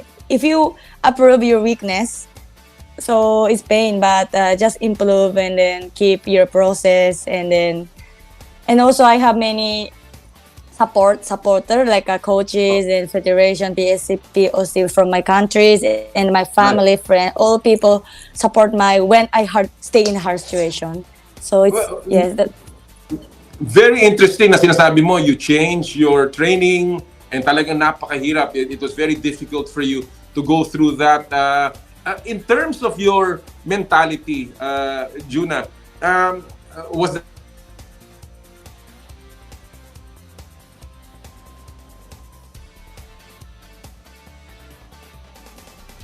pagdating, a lot of heartaches before, pero pagdating ngayon, pinalitan mo ba rin yung mindset mo, Junna, in competing in the World Games? Opo. Just believing lang. So today, okay, I lost, but I'm sure in the future I will beat, who I lost my opponent. I will beat you later, like after. So, yeah, of course, today I approve and then, I lost to her or I lost to someone. But next time, we have the next, of course. Even if we don't stop, we have the next always. Even I win now, of course, we have the next. So other player, next habol me, and they have the chance to beat me. Diba? So just keep moving for that, and you believe what happened for your next step. Nakakatuwa. It's really nice to hear that from somebody who has won so much and still keeps on improving, wants to keep on improving. Ang nakalaban mo, Junna, in the World Games, in the finals, was Jorgelis Salazar, world number 2 doon sa division mo sa karate. And of course, pinalo mo siya. can you just walk us through, give us anong nangyari doon in that particular match? How confident were you na matatalo mo yung Venezuelan? Opo. Actually, I lost to her in elimination time, di ba? Same day. We have the same day to fight. It's a little bit crazy, I think. but I'm sure. I changed my tactic just 5 hours later. So before 5 hours, my tactic's different. And I changing my tactic. Then this is a little bit you need the brave, because sometimes you can't believe diba? Because we don't know what's happened later. Even you changing your tactic, she's strong. Still she's strong. But I just believing myself, totoong believing myself. Kaya ko yan. Then I'm so lucky because I have chance to beat to her. If finish for the elimination time, if we don't have the second fight, I can beat her anymore, right? So I just happy to. Some people may be afraid to fight again, same person, but I'm happy to fight again because I have the chance to beat her. So I just keep positive lang. Opo. Staying positive, talagang believing in yourself, and of course courage. Dahil it takes a very very brave person na humarap doon sa tumalo sa'yo and say, kaya kong talunin ito. And of course, learning from those mistakes. Junna, of course, the victory is very, very important. In terms of your outlook sa career mo ngayon, in the future, how has this victory in the World Games given you a new outlook para sa iyong career in karate? Opo. Why I want to be a world champion? Because Philippines before doesn't have the world champions before in karate. Yes. So it's not important who did it, but just important we can do it. So I just want to tell them, if kaya ko yan, of course you can do it too for everyone for who do karate in Philippines, because we are same. I also training in Philippines and I training with them with my team. So if I can do it, everyone can do it. So I just want to say for my team, and then next year I hope I can get gold medal together with my team, not only me. So we have the Asian Games, SEA Games, some big tournament, but I hope I can win with my team. All right. Alam mo, not too many know you, Junna, so gusto kong magkwentuhan tayo a little bit about your background. Alam lang na lahat that you are Filipino-Japanese, and of course, pinanganak ka dito, but you moved to Japan and you grew up in Japan. Lumaban ka in Japan, became a champion, a national champion. And then, of course, nagkaroon ka ng injury, and then you transferred to the Philippines in 2017 to represent the Philippines. And alam mo, in this day and age na napakaraming mga atletang umaalis sa Pilipinas, it's just so refreshing to know that here you are, you had a choice to remain in Japan, pero pinili mo ang Pilipinas. Bakit, Junna? What was the reason why you chose the Philippines over Japan in 2017? Opo. Before, I have surgery by ACL 2015 something. And I thought I will stop na lang because I don't have any passion for just champion, because already I got a 6-time champion in the nationals, and I feel enough that time for karate. And I have good job. I was working in high school. So I think I just focus for job na lang, because it's hard if you stay in the athlete. So actually I don't have any passions for fighting that time for against world. But when I see the Philippine team, some juniors positive fate in the tournament in Japan, I saw them. They have a lot of potential. They have a lot of talent. So I just want to, make for them that like some big picture. So still I can laban for them na lang. So I just have purpose for fighting for Philippines. I found that time. It was I think 2016. I found them. It was just many junior athletes coming to international tournament, and I see them.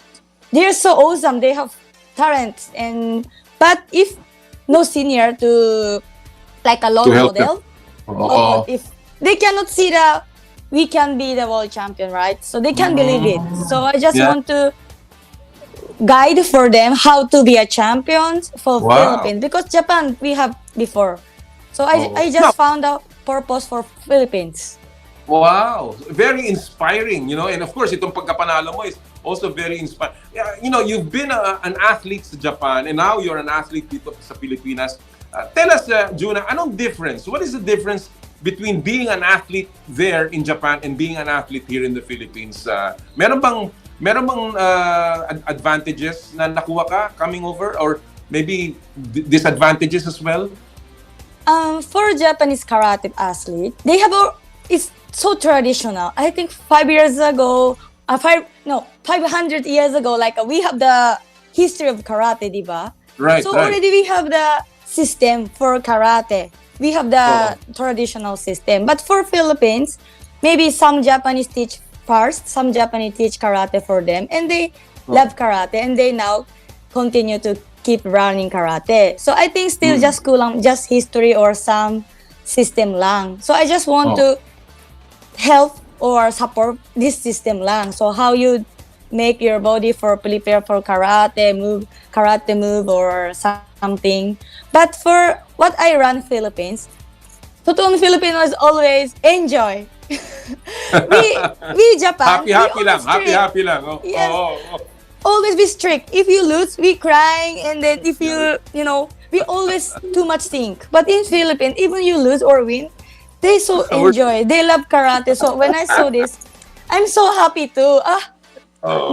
We must run this feeling to Japan also. So I'm happy because I run both. I come round to both. You have experienced both. Correct. Opo. So, in other words, you have the best of both worlds, and it has made you a better person. Alam mo, we know the case of Yuka Saso, of course, na she's Filipino on Japanese as well, and she chose Japanese for many reasons, and we do not criticize her for that. But in your case, Junna, any regrets na pinili mo ang Pilipinas over Japan? Opo. Because I don't think what my country. Just I choose. I have proposals for Japan, for Philippines, and I don't have that time passion for Japan because I'm feeling enough, diba? But I found what a propose for my futures, and I'm so honored to help our juniors or our other players. I'm so happy for that. If I can help them, I don't think so. I can 100% help them, but if I can, even small things, I won't help them. Are you pressured? Sinabi ni Richard Lim, ang presidente ng Karate Association, na you are a role model. You inspire people. Yun ba malaking what is your reaction? Are you pressured na ikaw ngayon ang role model, or do you feel like this is a challenge and I want to do it? Yes, I want to do it. I want challenge. And since Ricky knows my challenge since I was young, so he knows everything.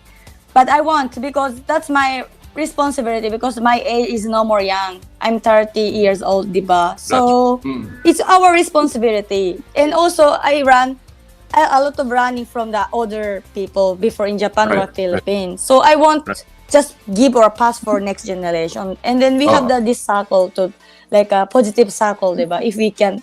And after that, someone give or for next generation. So we can continue for this.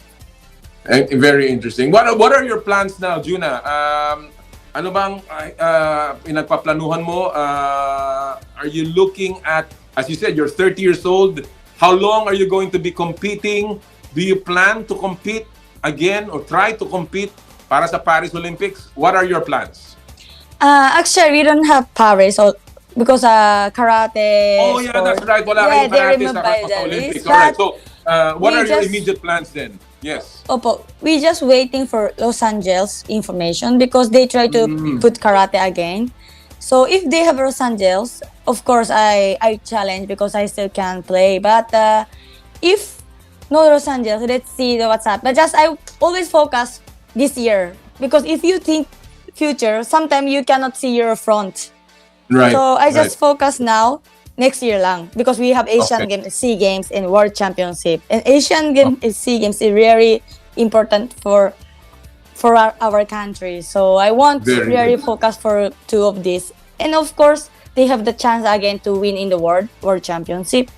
So focus lang first next year. And then after, if we have good information in the future, of course, I keep on with my team.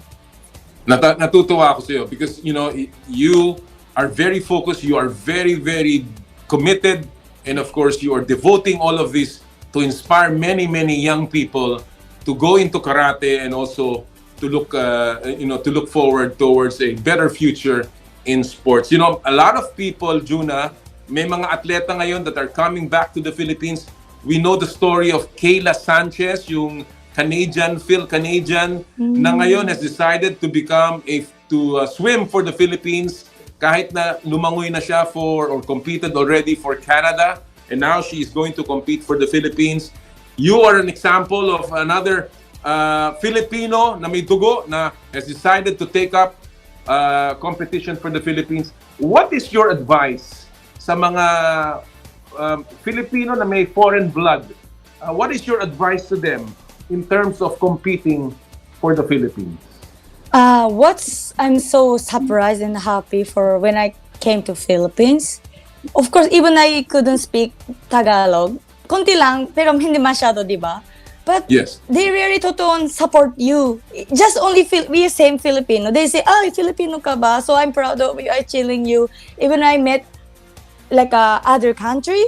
So I met, they didn't know karate, but if they starting Tagalog with me, they say, you're Filipino, and they help me to, bring somewhere, bring food, give food.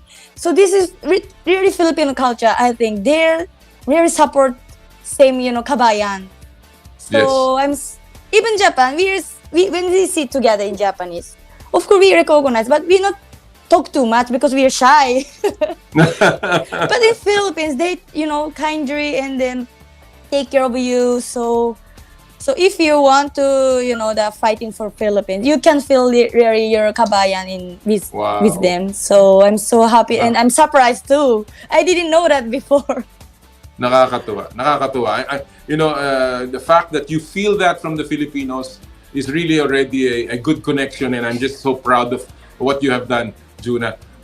Domo arigato, maraming salamat sa ginawa mo, and thank you so much for doing the Philippines proud. We are proud that you are Filipino, and we hope that you continue to fight for the Philippines. Again, maraming salamat. Thank you, Junna, for joining us today. Maraming salamat po. Mga kaibigan, Junna Tsukii, ang ating World Games gold medalist for the Philippines. Ang ating only our second medalist. Thank you so much, Junna. Yan po mga kaibigan ang ating feature in the spotlight. Again, proud moment. When you talk about Coach Alen, again, Coach si Junna, ito they could have just elected to play elsewhere, to coach elsewhere. But they're very proud when you talk to them about representing the Philippines. Sana po ganon. Pilipino tayo, yung mga may tunay na Pilipinong dugo, huwag na po tayo magsiraan. Magtulungan na po tayo. Tayo pa mismo na taga rito, lumaki dito, pinanganak dito. Tayo pa po ang nagtutulakan at tayo po naghihilahan pababa. Huwag na po sanang ganon. Huwag na magturuan, magtulungan dahil wala pong maidudulot na mabuti ang pagsisisihan. Ang importante po tayo magtulungan para lalo pang lumakas ang ating mga atleta at ang mundo ng palakasan, magbigay ng karangalan sa ating bayan. Alright mga kaibigan, gusto ko lang pong i-announce, ready na ba yung ating mga winners ng ating Joyride Super App Top Up promo? Ready na ba? Mukhang pwede na. Sige, ating pong i-announce ngayon ang ating mga winners ng Joyride Top Up promo dito po sa Power and Play. Unang-una po, ang nanalo ngayong araw pong ito ay si Marlon Palma. Ito po yung mga mananalo ng 1,000 pesos JR Pay Wallet Credits. Again, Marlon Palma, congratulations. Si Marvin Anagap, congratulations din po sa inyo. Aldrin Bailon, Ronnie Lynn Amaranto, at si John Robert Zapanta. Mga nanalo po, we will post it on our Facebook page. And of course, the Joyride, and matatanggap nyo po ang inyong 1,000 pesos JRPay wallet credits or yung e-wallet credits para magamit for joyride services, yung pong delivery, motorcycle taxi, and of course, dun po sa ating joyride car. Congratulations again to all of our winners and thank you so much to Joyride Philippines. And before we end the show, gusto ko lang po magbasa ng ating mga nagpadala ng kanilang komentaryo sa Pulso ng Bayan. Unahin ko po muna yung mga nagpadala sa aking Twitter account. Naku, napakarami nito ha. Ito, mula kay Nico John Bernardo, sabi niya, instead of pointing fingers, why not just focus on how to fix the problem? It is basketball after all. We know what we got to do. We just need to execute. Tama yan. Talagang gano'n ang dapat gawin. Mula kay Pearl Jam Ballers, ang sagot niya, dahil kasalanan nila ng SBP at Chot na may pakanan nito dahil pinulitika nila sa pagkawala si Coach Tab.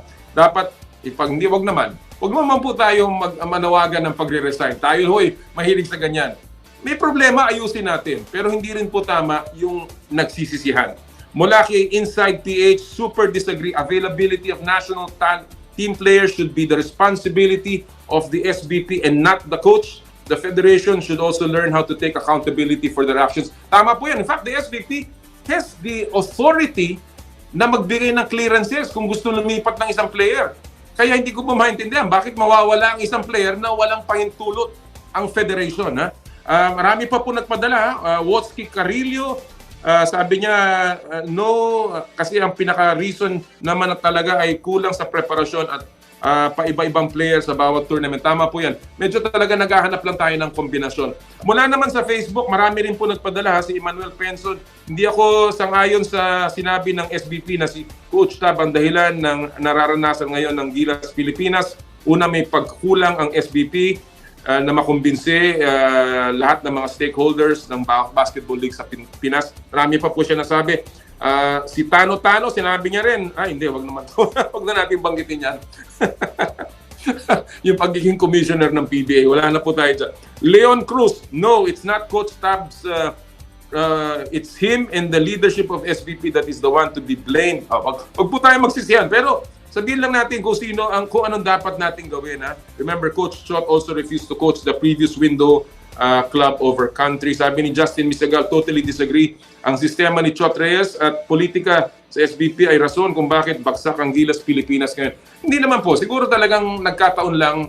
We're still adjusting. Let's just hope na maayos ito ng ating mga kinauukulan. Maraming po salamat sa lahat sa inyo na nagpadala ng inyong mga kuro-kuro. Next time po ay tayo magkakaroon muli ng ating mga gift certificates mula sa Chooks to Go. Again, yan po ay hatid sa inyo ng Chooks to Go, ang nag-iisang manok ng bayan. So, dyan po tayo nagtatapos ngayong araw po ng Sabado. Again, we are coming to you live from Asea Beach Resort in Subic. And again, thank you.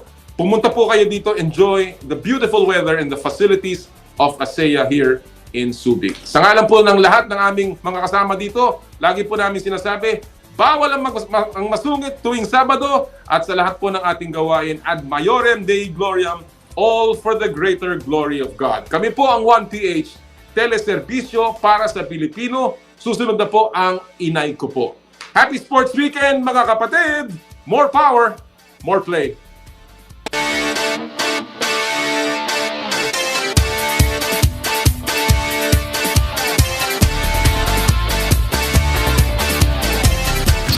I dare to dream big,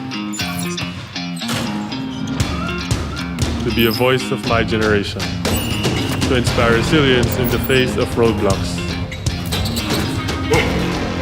And in sharing my stories, I let others share in my passion.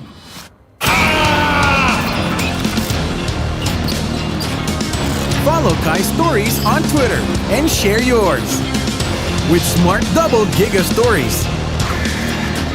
Share 2 times the passion with 2 gigabytes for Twitter and more. Guaranteed every day, plus data for all sites. Simple, smart ako.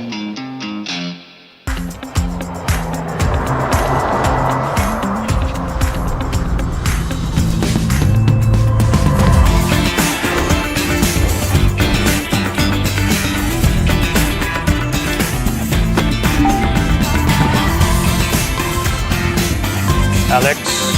Alex! Are you ready to have some fun on your first driving lesson?